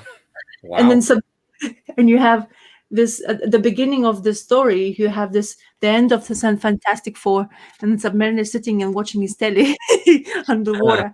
Underwater, it's like scheming. It's like, oh my god, this is my chance. I'm gonna do this now. I have a chance. They broke. There's for sure I'm gonna win now. So starting in issue 9, they were already breaking up the group. Yeah. They've been doing ever since. And then this group of people comes into their basically house and says, give us the money. You owe us the rent. You owe me this. You haven't paid this month. And then Mr. Fantastic, like, people, give us a chance. We try to sell everything now because we're gonna basically give you the money back somehow, like, because they own so many things of these inventions and stuff. So yeah, and the Thing was like, Thing was so pissed off with Mr. Fantastic. Like, how dare you why did you do this? You're the clever guy here. Like, why did you take money? Kind of thing. and he got really pissed off because they're starting to touch the rocket the ship and things like, I'm gonna kill everybody whoever touched this, like this, like he does this to everybody. It's like, come on, go away. And he's like, Clobbering time. yeah, Mr. Fantastic's like, just chill thing. I already sold this. It's like, what? How? Like, and he's screaming like a baby because it's a blown up panel. It looks fantastic. Like you can disappear, even though the panels are quite big, but the panel can just disappear. But when you read it like panel by panel, the emotional part is amazing, to be honest. You get into the story even furthermore, for me especially. And then, so Submariners, the deal was, so he's very rich because he finds like he's in charge of the ocean. So he's like, the ship, like ships which with all the treasures, like, so he's the richest man almost in the world. So he basically buys Hollywood in a way, like studio, a filming studio, where his scheme, or the biggest plan he's gonna do is to basically employ Fantastic Four as acting as actors in the movie. And one by one, he took them to the scenes and basically trying to get rid of them. So it's really good, as I say. Fantastic, another fantastic story of Fantastic Four. So I am thoroughly enjoying this. The next one, which I'm not finished, which is issue number 10, I think, yes, if I'm reading in line, is then when Doctor Doom is appearing, and this is where I finished, and he looks so angry, but I'm not gonna. Well, spoiler alert! It's like from 1968 comic book. Spoiler alert. Doctor Doom takes over Mr. Fantastic's body, his mind is in Mr. Fantastic, and Mr. Fantastic's in Doom's body, and this is greatest scheme because he was, the last time we saw him, he was hurled into space, and everybody was thinking that he's gonna basically not survive because he shot a rocket while he's sitting on the rocket and he's been shot in space. But apparently, which was the most bizarre part, because I knew this happens in the comic book, but Stan Lee and Jack Kirby appears in this comic book, where basically they plotting the storyline. How are we gonna bring up the baddie? The Doctor Doom is the fantastic villain, and why did we do this to him? And then Doctor Doom suddenly appears in the office. It's like, oh no, don't worry, I have your story for you guys. It's like, what the hell is going on in this comic book?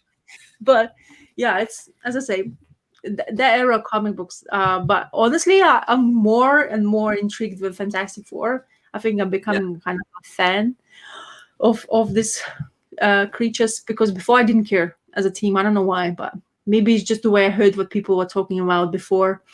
Like how the Invincible Girl was treated and how she has a problems with the like she loves she likes Submariner, but he's the evil. And then Reed Richards saying like, but I thought we had like kind of understanding between each other.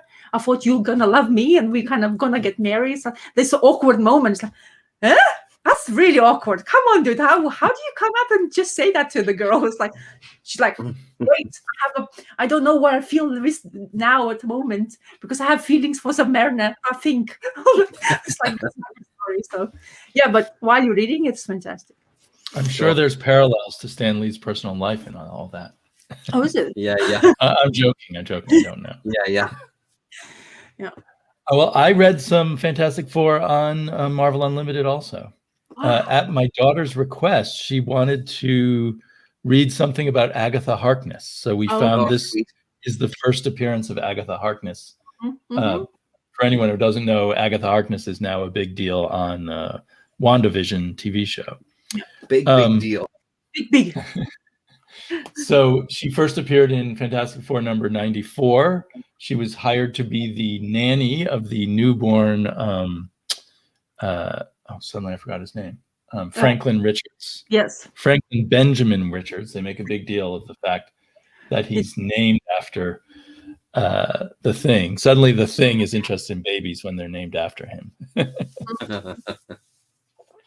Which, I have an uncle who probably would have been the same way. And the Frightful Four are spying on them, and they reunite with Medusa, who apparently they don't know has become a good guy.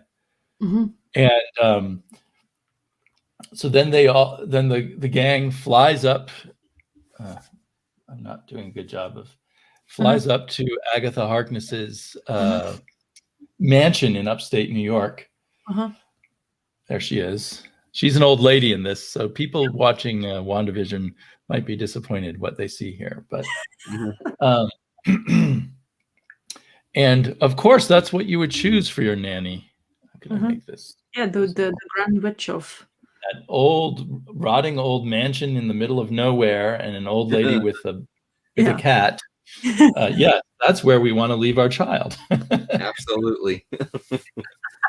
But there's wonderful artwork, of course, from Kirby, just showing the interior of the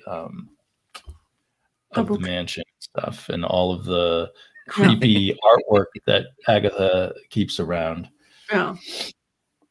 And then they decide to stay the night for sort of obscure reasons, but there's creepy paintings in the bedrooms, and then the Frightful Four attack and easily take down each member of the Fantastic Four.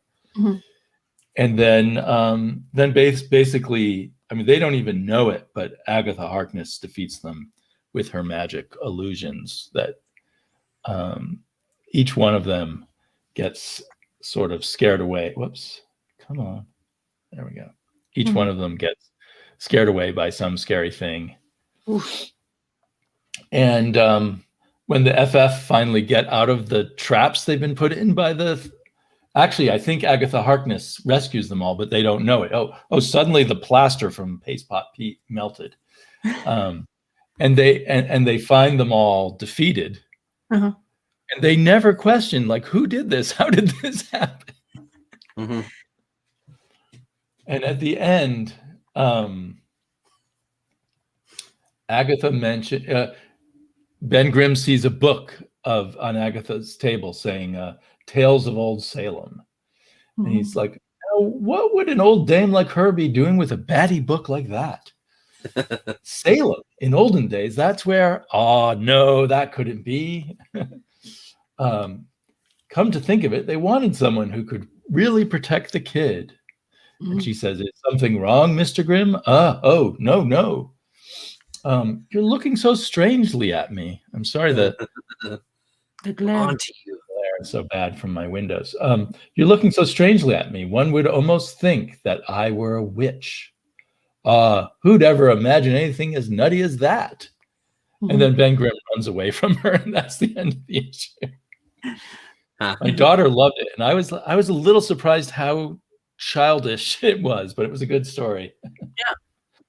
But no one ever questions what's going on at all.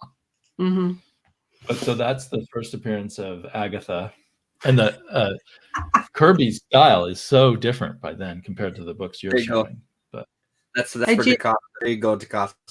Jeans, we have comic books. We just like sharing stuff.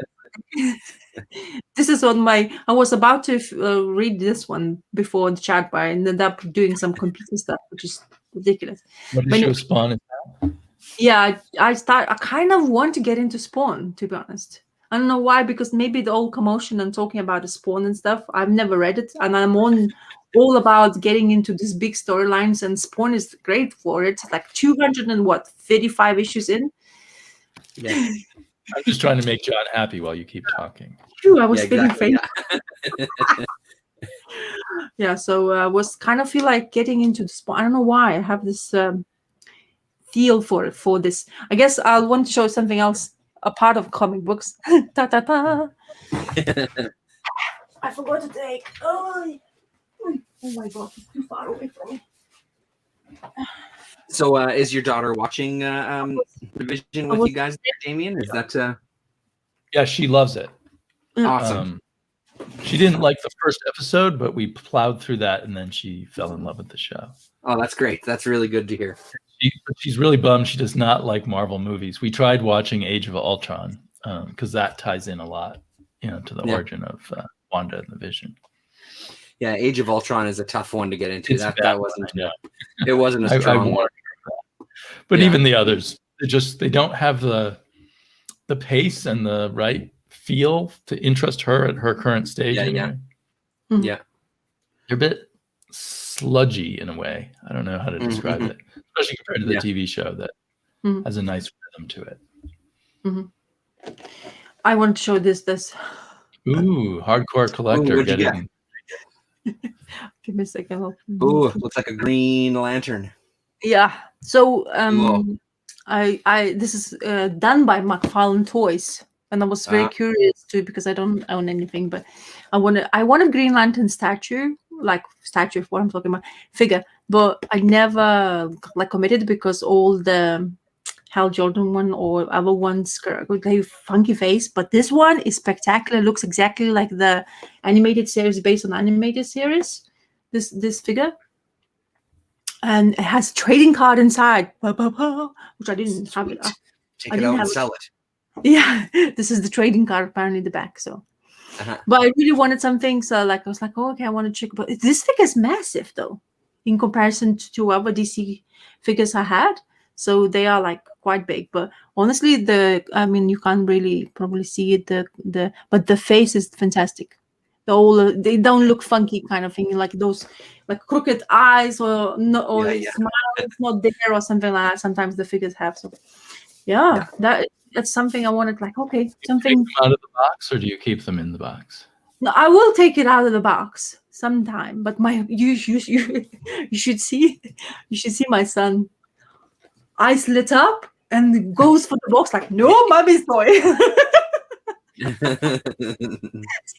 His eyes went up. It's the first time because he doesn't care for this kind of stuff. Well, kind of does, but he wants to tear everything apart. But the minute he saw this one, he went. Actually, I'd never seen him reacting to the toy like that. He just like straight to eyes, like, nope, mommy's toy. And I put it on the shelf. He knew that it was yours. That's why deep down he knew. Yeah. And then even more appealing. Yeah, and then I put it on the shelf, and he looked at me, and he looked so angry after that. It's like, it's like, nope, mommy's toy. You're not allowed to. Yeah. So one day, I think I'm gonna, I probably have to take all my figures from the box because that's the best way to deal with it. Like when you have a child, because I remember, of course, I'm gonna give him some air. Cane jeans, but I just wanted to have a Green Lantern. I just like I'm a fan of lanterns, especially animated series, whatever they made. So when I saw this one, I was like, I have to have it. I just have to have one of them. So he's creating he has the license for DC. Apparently, McFarlane Toys now took over, and he's doing this massive. He has the nice Batman animated series figure as well. Don't you have it? The Batman animated figures look incredible. They really look incredible, and it's sometimes when I go in, it's everything I can do to tear myself away from them because deep down, I am a nerd to the umpteenth degree, and I would love all of those toys, but I cannot justify it. But they do look really amazing, really nice work. This one wasn't expensive. That's why I bought it, because this one usually retails more than £30 sometimes, or £25. I got it for half price of that, so I had to get it. Because I just saw as I say, I really wanted something Green Lantern because I always wanted Catwoman. I have especially Diamond Cook one. I wanted to have Mr. Miracle because it's Jack Kirby. Now I've got something completely different and animated, but it's DC as well. So, So is that true, Damien? Is it now number 3, the third best-selling comic, Spawn again? Yeah, I clicked on a comic sales chart on The Beat, one of those websites, and it was from the month of December actually, but he was number 3 for the whole month, just below like Batman and Spider-Man. I think the people currently coming back to the comic shop are the people who were 10 years old when Spawn came out, and around the time when he had issue 300, there was a lot of publicity about it, and it reminded all these people who love Spawn, and so now they're all buying it. So I think 5 or 6 years ago, it was selling like 10,000 copies, and now it's selling over 100,000 copies a month. So that's why you see him saying, I'm going to do 4 I'm going to make a Spawn universe little comic, because he knows his sales are really good right now. So he can afford Johnny Cates and other people to work on it again. Wow. Opposed to the long cold years where probably he he was probably paying out of his own pocket to keep the comic going, I'm betting. Yeah. Mhm. But that's the thing. I just like Impressive. it's. I remember that cartoon, to be honest, because it was Oh, yeah. MTV channel, so it was the shit in that time.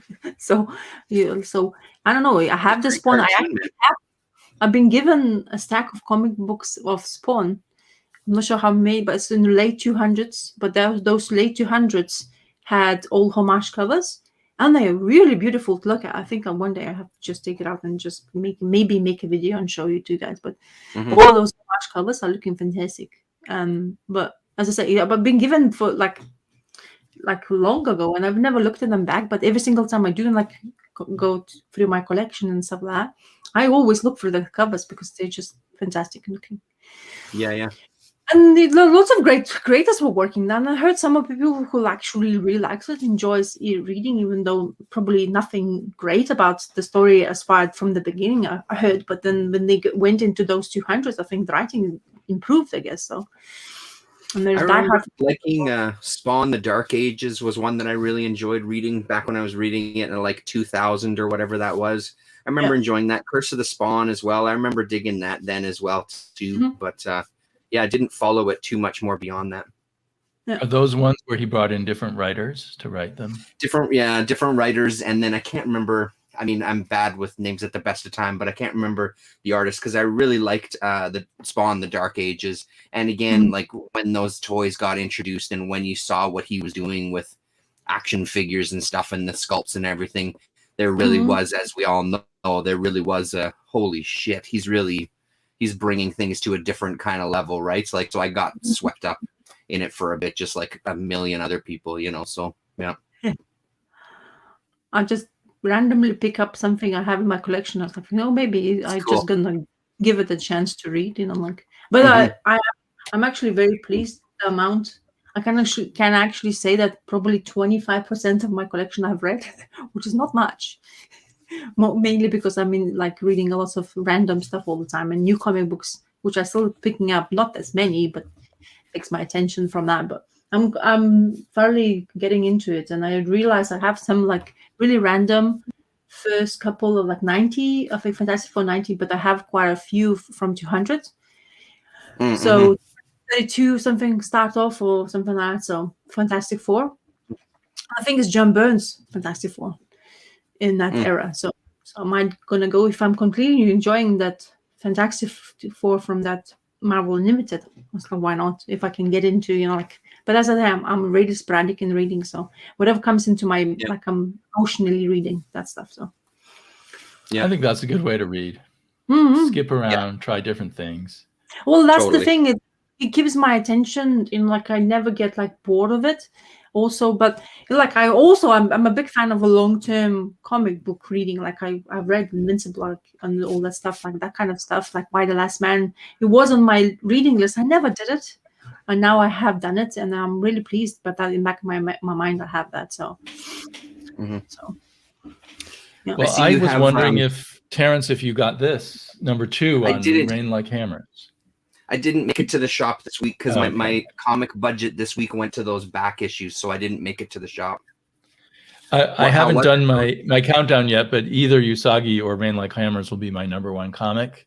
Oof, wow. I'm looking forward to Usagi. And the Usagi was really good. It was a really good one, the reprint. I assume you'll get that eventually, Ross. Yeah, I should be getting in a couple of days, hopefully. So. And Rain Like Hammers was a completely different story than the first issue, but it was really good. Oh, really? And it helps to actually read the little note on the cover to understand what happens inside. Okay. And I often complain about comics where it's hard to figure out what's happening, but he's the exception to that rule. Like, because as I read them, sometimes I'm like, wait a minute, what just happened? But if I go back, he does it in such a way that it's very clever. And I trust that he really has put it all in the comic. It just takes a while to always suss it all out. So on the cover, it says, a super criminal's mind is transferred into a genetically engineered butler. And just reading that and then keeping that in mind as you read this totally makes the story make sense. And So now we're on some city floating in outer space, and it has all these concentric layers with the elite living at the center. Somewhere here's a map. Anyway, reading this, I thought, wow, what I hadn't thought about him before is, in a weird way, he's like Jack Kirby. He just throws out millions of exciting sci-fi ideas. And he used to do that in Prophet. Yeah. I need to go back and finish reading Prophet. I never finished reading it. But this Same one with me, issue just has so much science fiction in it. But unlike Kirby, Kirby's in your face, right? Whereas he's got more of that Mobius kind of, things are just sort of happening in the background as much as in the foreground. But this just was incredible inventiveness. But it has a totally, I mean, the art is similar than the first issue, but it is much more plot driven. This guy is off trying to rescue, I believe, his daughter, who's somewhere in this giant city hidden away. And I'm not going to go into it too deeply here, but it's just a really amazing creation. And I'm kind of, as I talk, I realize I may have to make this number one, even though I love this Usagi also. And I got the Crimson Flower too, but that wasn't quite up there. Oh, really? Crimson? What was up with number 2? Well, it was good. It was good, but it was compared to these other two here. I mean, Crimson Flower was also a favorite this week, but maybe more for the art than the story, because it was one long fight scene. Oh, sweet. Which was done really well, but it wasn't as enthralling as if it were something else. But it just gives a chance to give his art a chance to shine. Yeah, I guess, hey. He does some wild stuff, and I think it's advancing the plot and making the plot more connected to maybe Russian fairy tales. I don't know if they're real Russian fairy tales or made up by Matt Kint. Yeah. I'm assuming this is a 4-issue series, which makes me sad because I would like more of it. But anyway, I'm just madly in love with this Rain Like Hammers. I'm just, man, I can't wait to read it. That's such a great idea. I'm kind of not disappointed whatsoever that it doesn't, directly follow that last story. I love that idea of just creating this universe. Yeah, and I don't know if it's almost like his stories are move in a lazy kind of way, and yet obviously he's put this huge amount of work and thought behind it. So I don't know if it will lazily connect up to the other thing we saw before, or if it's just thematically we're going to get stories about cities maybe. In this issue, there is a mention of rain falling, because I also wondered about the title, Rain Falling Like Hammers, or Rain Like Hammers. So and sorry, I didn't know if you said it, or is there a write up in the back again too with some kind of content? No, there is no. The plot just goes to the very last page. There is no write up at the back. Cool. I'm assuming. I mean, the story is not done, so I don't know. I won't be angry if he just goes on to another story, but I'm kind of curious where this story in this issue is going. So I think my revelation of the week was, hey, in some weird way, Brandon Graham and Jack Kirby are kind of, it's like reading New Gods, only by a laid back pothead or something. Yeah. I have no idea if Brandon Graham is a pothead, but it has that kind of vibe of someone who's very mellow and chill. Canadian. He's got to be. Is that a Canadian thing? I don't know. Yeah, I just thought I'd throw it out there. Panels were asking you guys, have you read King City and Multiple Warheads? I have read Multiple Warheads, which I liked. I think this is clicking with me even more than Multiple Warheads. And I own King City, but I haven't read it yet. Yeah, I've only read Multiple Warheads out of those two. I haven't read King City. But I would agree with Damien. Like that first issue, just really caught me in a different way than his work. His work always catches me at a certain point, but this one felt different. There's something, just different about this one that's really engaging right off the hop, so. Wanted to ask Damien, was bad by any stretch, but yeah. Damien, did you pick up Two Moons? No, I didn't. I've heard all these good things about it. And also this other one, The Shadow Doctor. Both of those sound really good, but I missed those. I'm waiting for the Two Moons. I definitely wanted to try to see because I'm kind of curious, and I somehow want another number one issue, which is crazy. But it's just like because of the creator as well. But Clark and Jean said about I was curious about that, so I picked up Two Moons instead of because they came out in the same time, the Stray Dogs.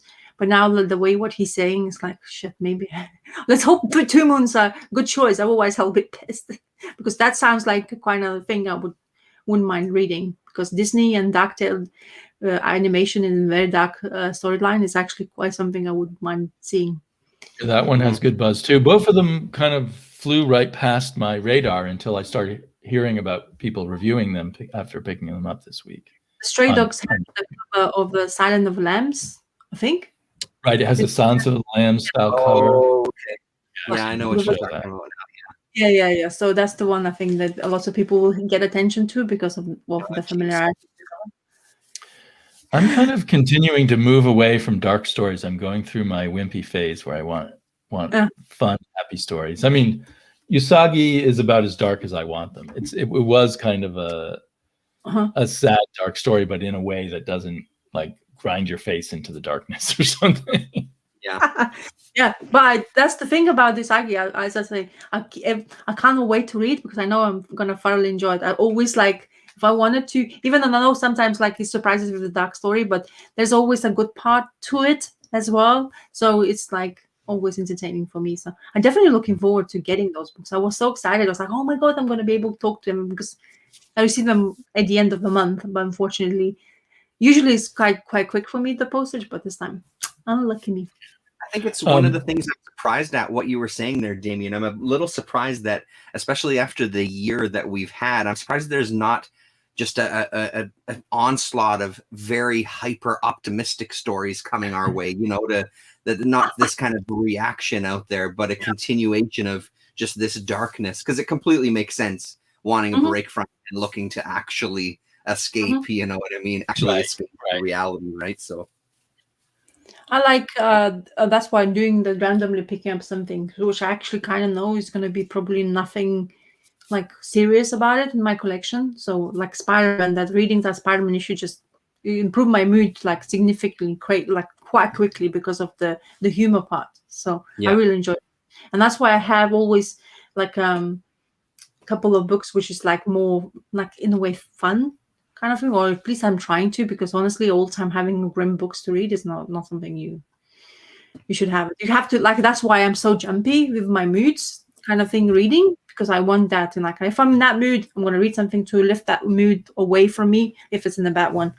So kind of thing. If I'm like full of like entertainment in my head, like, oh, I can read that and this and dark something. So because I'll go bog down in my head. So, yeah.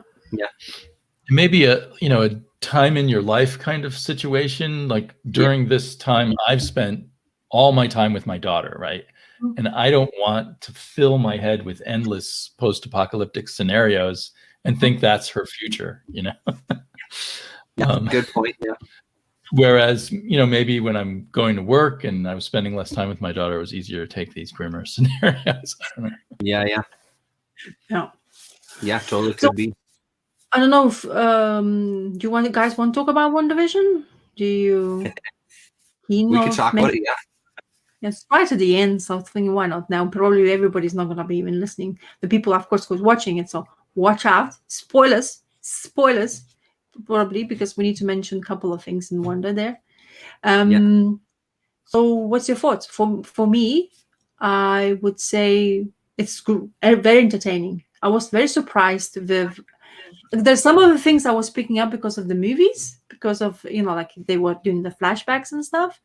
And then I was like able to say, oh, this is where that's from. And my husband's like, oh, you remember stuff? Like, yeah, somehow I do sometimes, But what do you guys think? It was an episode, is my thought. Yeah, I wasn't crazy about it. I didn't hate it. Like, I didn't hate it by a long shot. I still enjoyed it, but I thought it was a little, it's.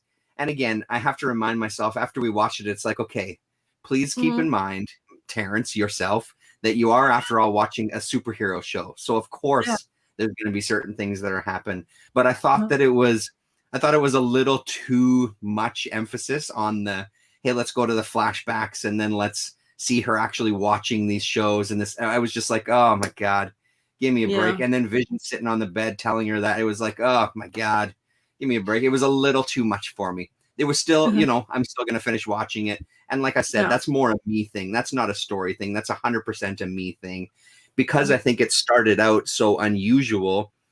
In the back of my head, even though I knew it wasn't going to be reality, because I do live in the real world, I did have a hope that, wow, maybe they're going to do something a little bit different. And now it's at this part, like, of course she's dealing with trauma. Of course she is. So of course they're going to address that, right? So I was a little disappointed. And I, you know, like I said, I still enjoyed it enough, and we're going to keep watching it. But this one didn't blow me away like the other ones. And I think it's because the other episodes really impressed me with the direction they were taking it. I thought it was very brave of them and unique to try something different. This one was just kind of there, just like a show, you know. Yeah, but that's, like I said, 95% of that is just me. That's purely just my take on it, right? So, and my headspace. I honestly thought that they dropping the ball a little bit. Too on the nose, too explaining, too revealing, no more surprise to be in the way. Yeah, that surprise part when she had that interaction with the stone, and the stone, stone, she saw it was actual Vision stone. So that kind of, and that figure, or, you know, like even everything, then we don't know why that thing is and stuff like that. That's maybe more intriguing part. Yeah. But part of that, I honestly, it's not as wowing anymore, to be honest. It's honestly that it is, because of we're getting to the point of end of it, and then somehow we're gonna have to round up the story. But too, like you say, feeling a bit on the nose on everything else. So like too much explanation, no more like intrigue in my mind. So. And Damien, what do you think?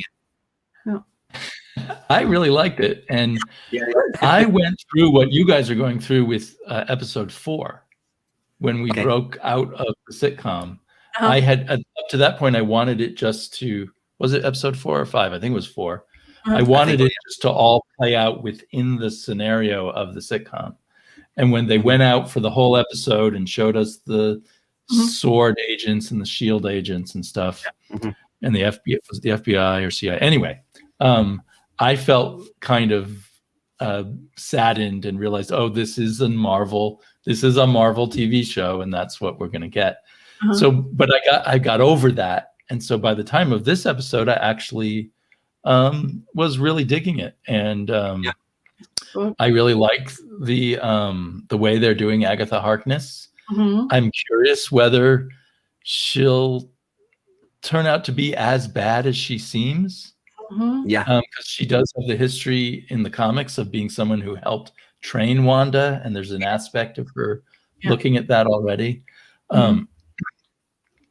I loved the build up to connecting things to stuff that we've seen in Marvel, like actually calling her the Scarlet Witch. Yes, finally. And I also am very intrigued by the idea that they've got, in a sense, we've got 2 Visions now. And I'm really interested to see where that will go. Because at the end, they have the robot, the actual physical robot body of the Vision they're bringing back to life. And then we have, apparently, I had thought she'd stolen the robot body and brought it back to life. But she's created out of whole chaos magic a whole new Vision. I feel those elements are really cool. I'm accepting what is bothering you guys about it being more the standard on the nose Marvel universe, but they had to tie it all back in, and I've learned to accept that. Well, that's the word. And I was watching this with sitting with a 12-year-old watching it, and that may partially affect my ability to enjoy all of it.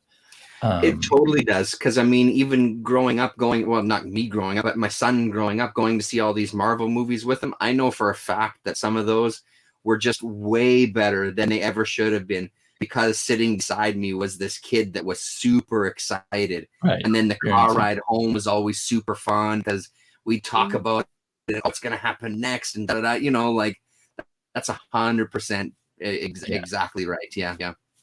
Yeah, and she's like, I want another season of WandaVision, and I want more. Yeah, I think is there only one more episode to go or two? I'm not sure, but I think Yeah. we're so. kind of Yeah. sad that it'll be over. It's become the, again, it's hard to get through the week when you're doing homeschooling, and so she's something she looks forward to every Friday. Yeah, it's Yeah. just one more episode left, but apparently they're saying that the episode is going to be much longer than whatever we Mm. have had, but like a bit longer. I'm not saying long, but a bit longer, I think. Yeah. As There's far as definitely a part of me that's sad that it doesn't stay sort of an art movie kind of thing, and that it's all going to tie together into the Marvel universe and everything. I am sad about that on one part of my brain, but the other part is enjoying it. So, Damien, maybe you can explain to me, but then the Scarlet Witch part, that's the mutant. So, Wanda is a mutant in the comic books. In the comic books, yes. Not here, not in the comic book. But then in the comic books, because she's called Scarlet Witch, is it because she gains that power of, like, she learns from Agatha that she's actually doing Well, the witch? so I haven't read all the comics that Oh. relate to Wanda. So, but my understanding is she was thought to be a mutant who just could control probability. She could subtly affect probability to make things happen that wouldn't otherwise happen. I see. And in the Stan Lee, Jack Kirby days, she just did this, and things would move and stuff would happen, and it was not very defined. But I believe that there was a time in later Avengers where they started to define her power more. And I believe, but again, I'm not sure because I haven't read the actual issues, that they said, well, you actually have real magic powers along with your mutant abilities. And that Agatha Harkness came in and trained her on those magic abilities. And then eventually she became the most powerful person in the Marvel universe and pretty much went insane and destroyed everything. And that was a whole plot line that I also didn't read, but have just heard of. So I don't. And she had 2 children that turned out to be imaginary children, and it was part of her insanity. So sort of dreading that turning out, like her children turning out not to be real. Yeah. But I'm hoping. And I think the thing with Harkness there is a good point, though, Damien, because I felt the same way by the end of the episode. It's like, I don't think she's going to turn out to be as bad as they're maybe trying to lead us to believe, right? Like, because she really just acts as a therapist through the whole thing. And even the ending with the kids and stuff, it really feels like I want to push you a little bit to see how much control you have over things. Is it purely just kind of chaotic and you just emotions just did this, or did you actually kind of physically do it and know how to do it? I have a feeling she's pushing her a bit. Yeah. And there's an issue of the Avengers that I've got ready to read with my daughter. Where did it go? It's not there now. I'll have to re-find it, but there I could let you know the number because it's on Marvel Unlimited, where Agatha trains her while seeming to attack her in some late 70s or early 80s Avengers. I read that's a classic thing from like the samurai things, like I think of all of the things, like even the young master, same kind of thing. Here's my trainer who, oh my God, he hates me. It's like, no, he actually is just trying to push you to get better. It's not kind of how it appears, right? It seems like a classic kind of trope. Yeah. This is the issue. It's issue 128. And they called it her hex power. And weren't they talking about hexes and hexagons and stuff in WandaVision? I was reading as well when one of the Avengers comic books, I'm not sure of this one, but anyway, later stages was that Agatha was training her by basically enclosing her in her own room and basically pushing her. And then the Wanda suddenly is like, oh, why are you pushing me so? But no, but you actually asked me to do this. So she kind of like that mental thing is still played in the comic books way before. Yeah. So, let me. There's also an earlier thing where Wanda and Pietro go to Wundagore Mountain. So there's some I know I read that, but I can't remember anymore what that's about. But that's in another Avengers thing where Wanda gets taken over by some evil spirit that's using all her magical power. And I think that was also part of the leading up to discovering that she has more powers than people thought at first. Yeah. Interesting. Now, I haven't seen the final Avengers movie, so I don't know what role Wanda plays in that, if any. I've been meaning to go back. Yeah, But- you really should see that one. That ties in a lot for sure. Yeah. Yeah, and I think you should rewatch it before you watch the last episode of One Night. Okay. Because it would be quite interesting for you to see the reaction, what actually happens with her and Thanos. Mhm. That's what I Yeah. like. Most of the people like to see the reaction. I saw the penultimate movie where Thanos kills Vision or Mhm. rips the jewel out of his head. But I saw that as well. I just didn't see the second half, so to speak. Yeah. I was so disinterested. Yeah. Yeah. Yeah. But I want to watch it again, kind of thing. I was like going into, like last year, I was going into like every single one of them by the like whatever time it's supposed to be coming out and blah blah blah. And the last one, we never watched it, and my husband, oh no, the 1 3-hour movie. It's like, what the hell? I want to watch it. It's in a row. We were continuing anyway. Oh, by the way, talking about now animation and stuff like that, we watched 2 more episodes of Primal, and damn you, that's too much emotions. Still, dude, I was so after that the mammoth episode. Jesus, I started being angry. I've got furious at the guy and the dinosaur.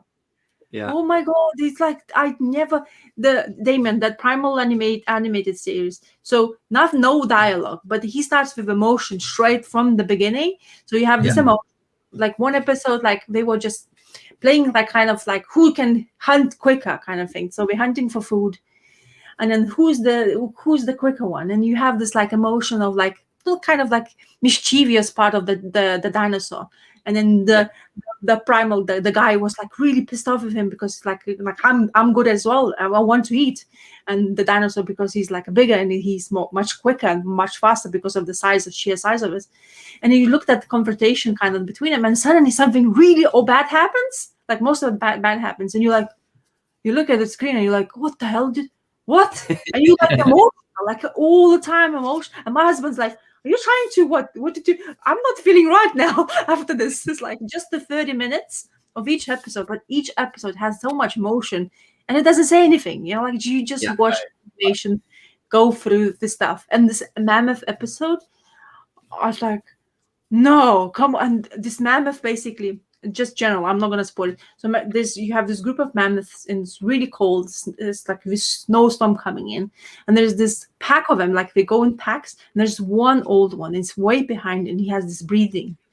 And you start feeling, oh my God. You start feeling sorry for this mammoth because it's like snowing so badly you can't really see in front of you. Like he was like walking but he was going just behind the pack. And suddenly he gets lost, and the only thing you hear is that footsteps, and he's breathing, and he's like, that's one task, and you start like really feeling emotional. It's like, oh my God, it's gonna die, because kind of thing. Really, that's what it is for, kind of thing as a character.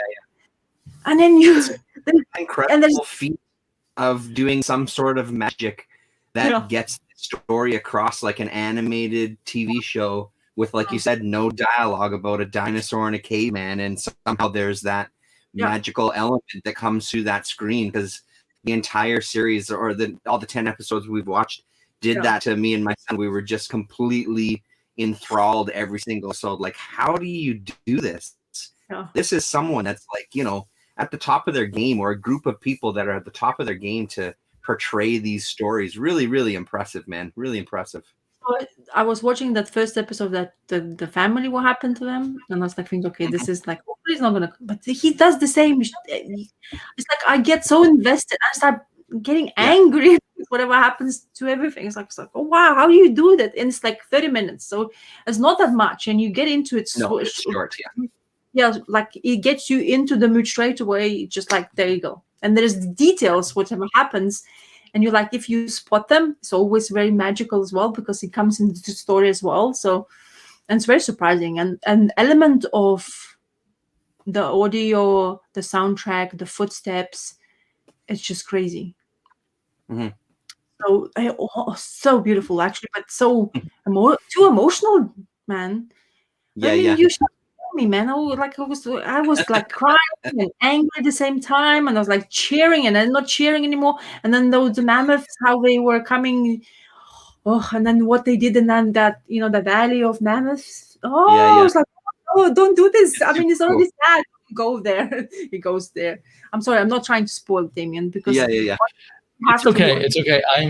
I'm totally planning to watch it, and I discovered I would have to buy the season. Oh. And since I'm not having time to watch TV right now, when I'm by myself, because I don't think anyone else in my household would like it.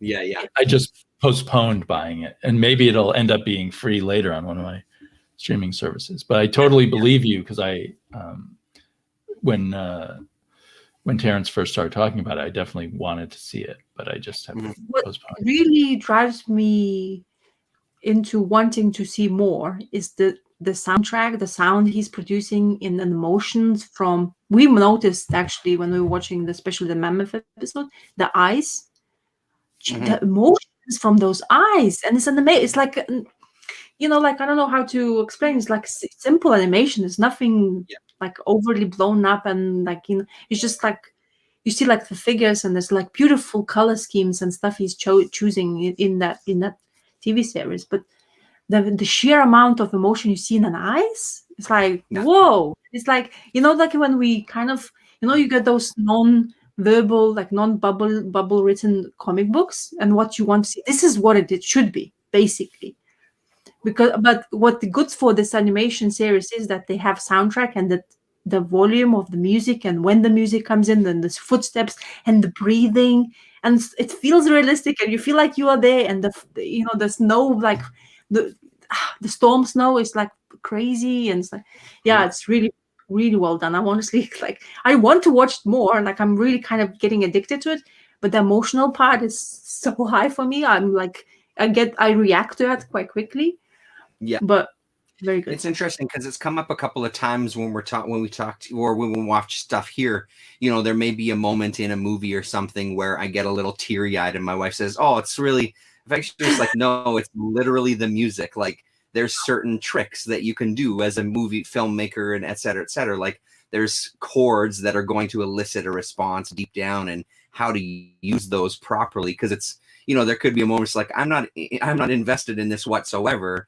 But it's that all of that atmosphere that gets you, as opposed to the story. But I think that what he does so well with that here is he knows how to use those kind of tricks, but also pairing it with just a genuinely good story as well too. So yes, it's part of manipulation, but it's serving a bigger purpose, as opposed to like, here's the scene where we're going to do that specific sound and you're going to have this reaction to it, right? It's a nice matching of all of that in one.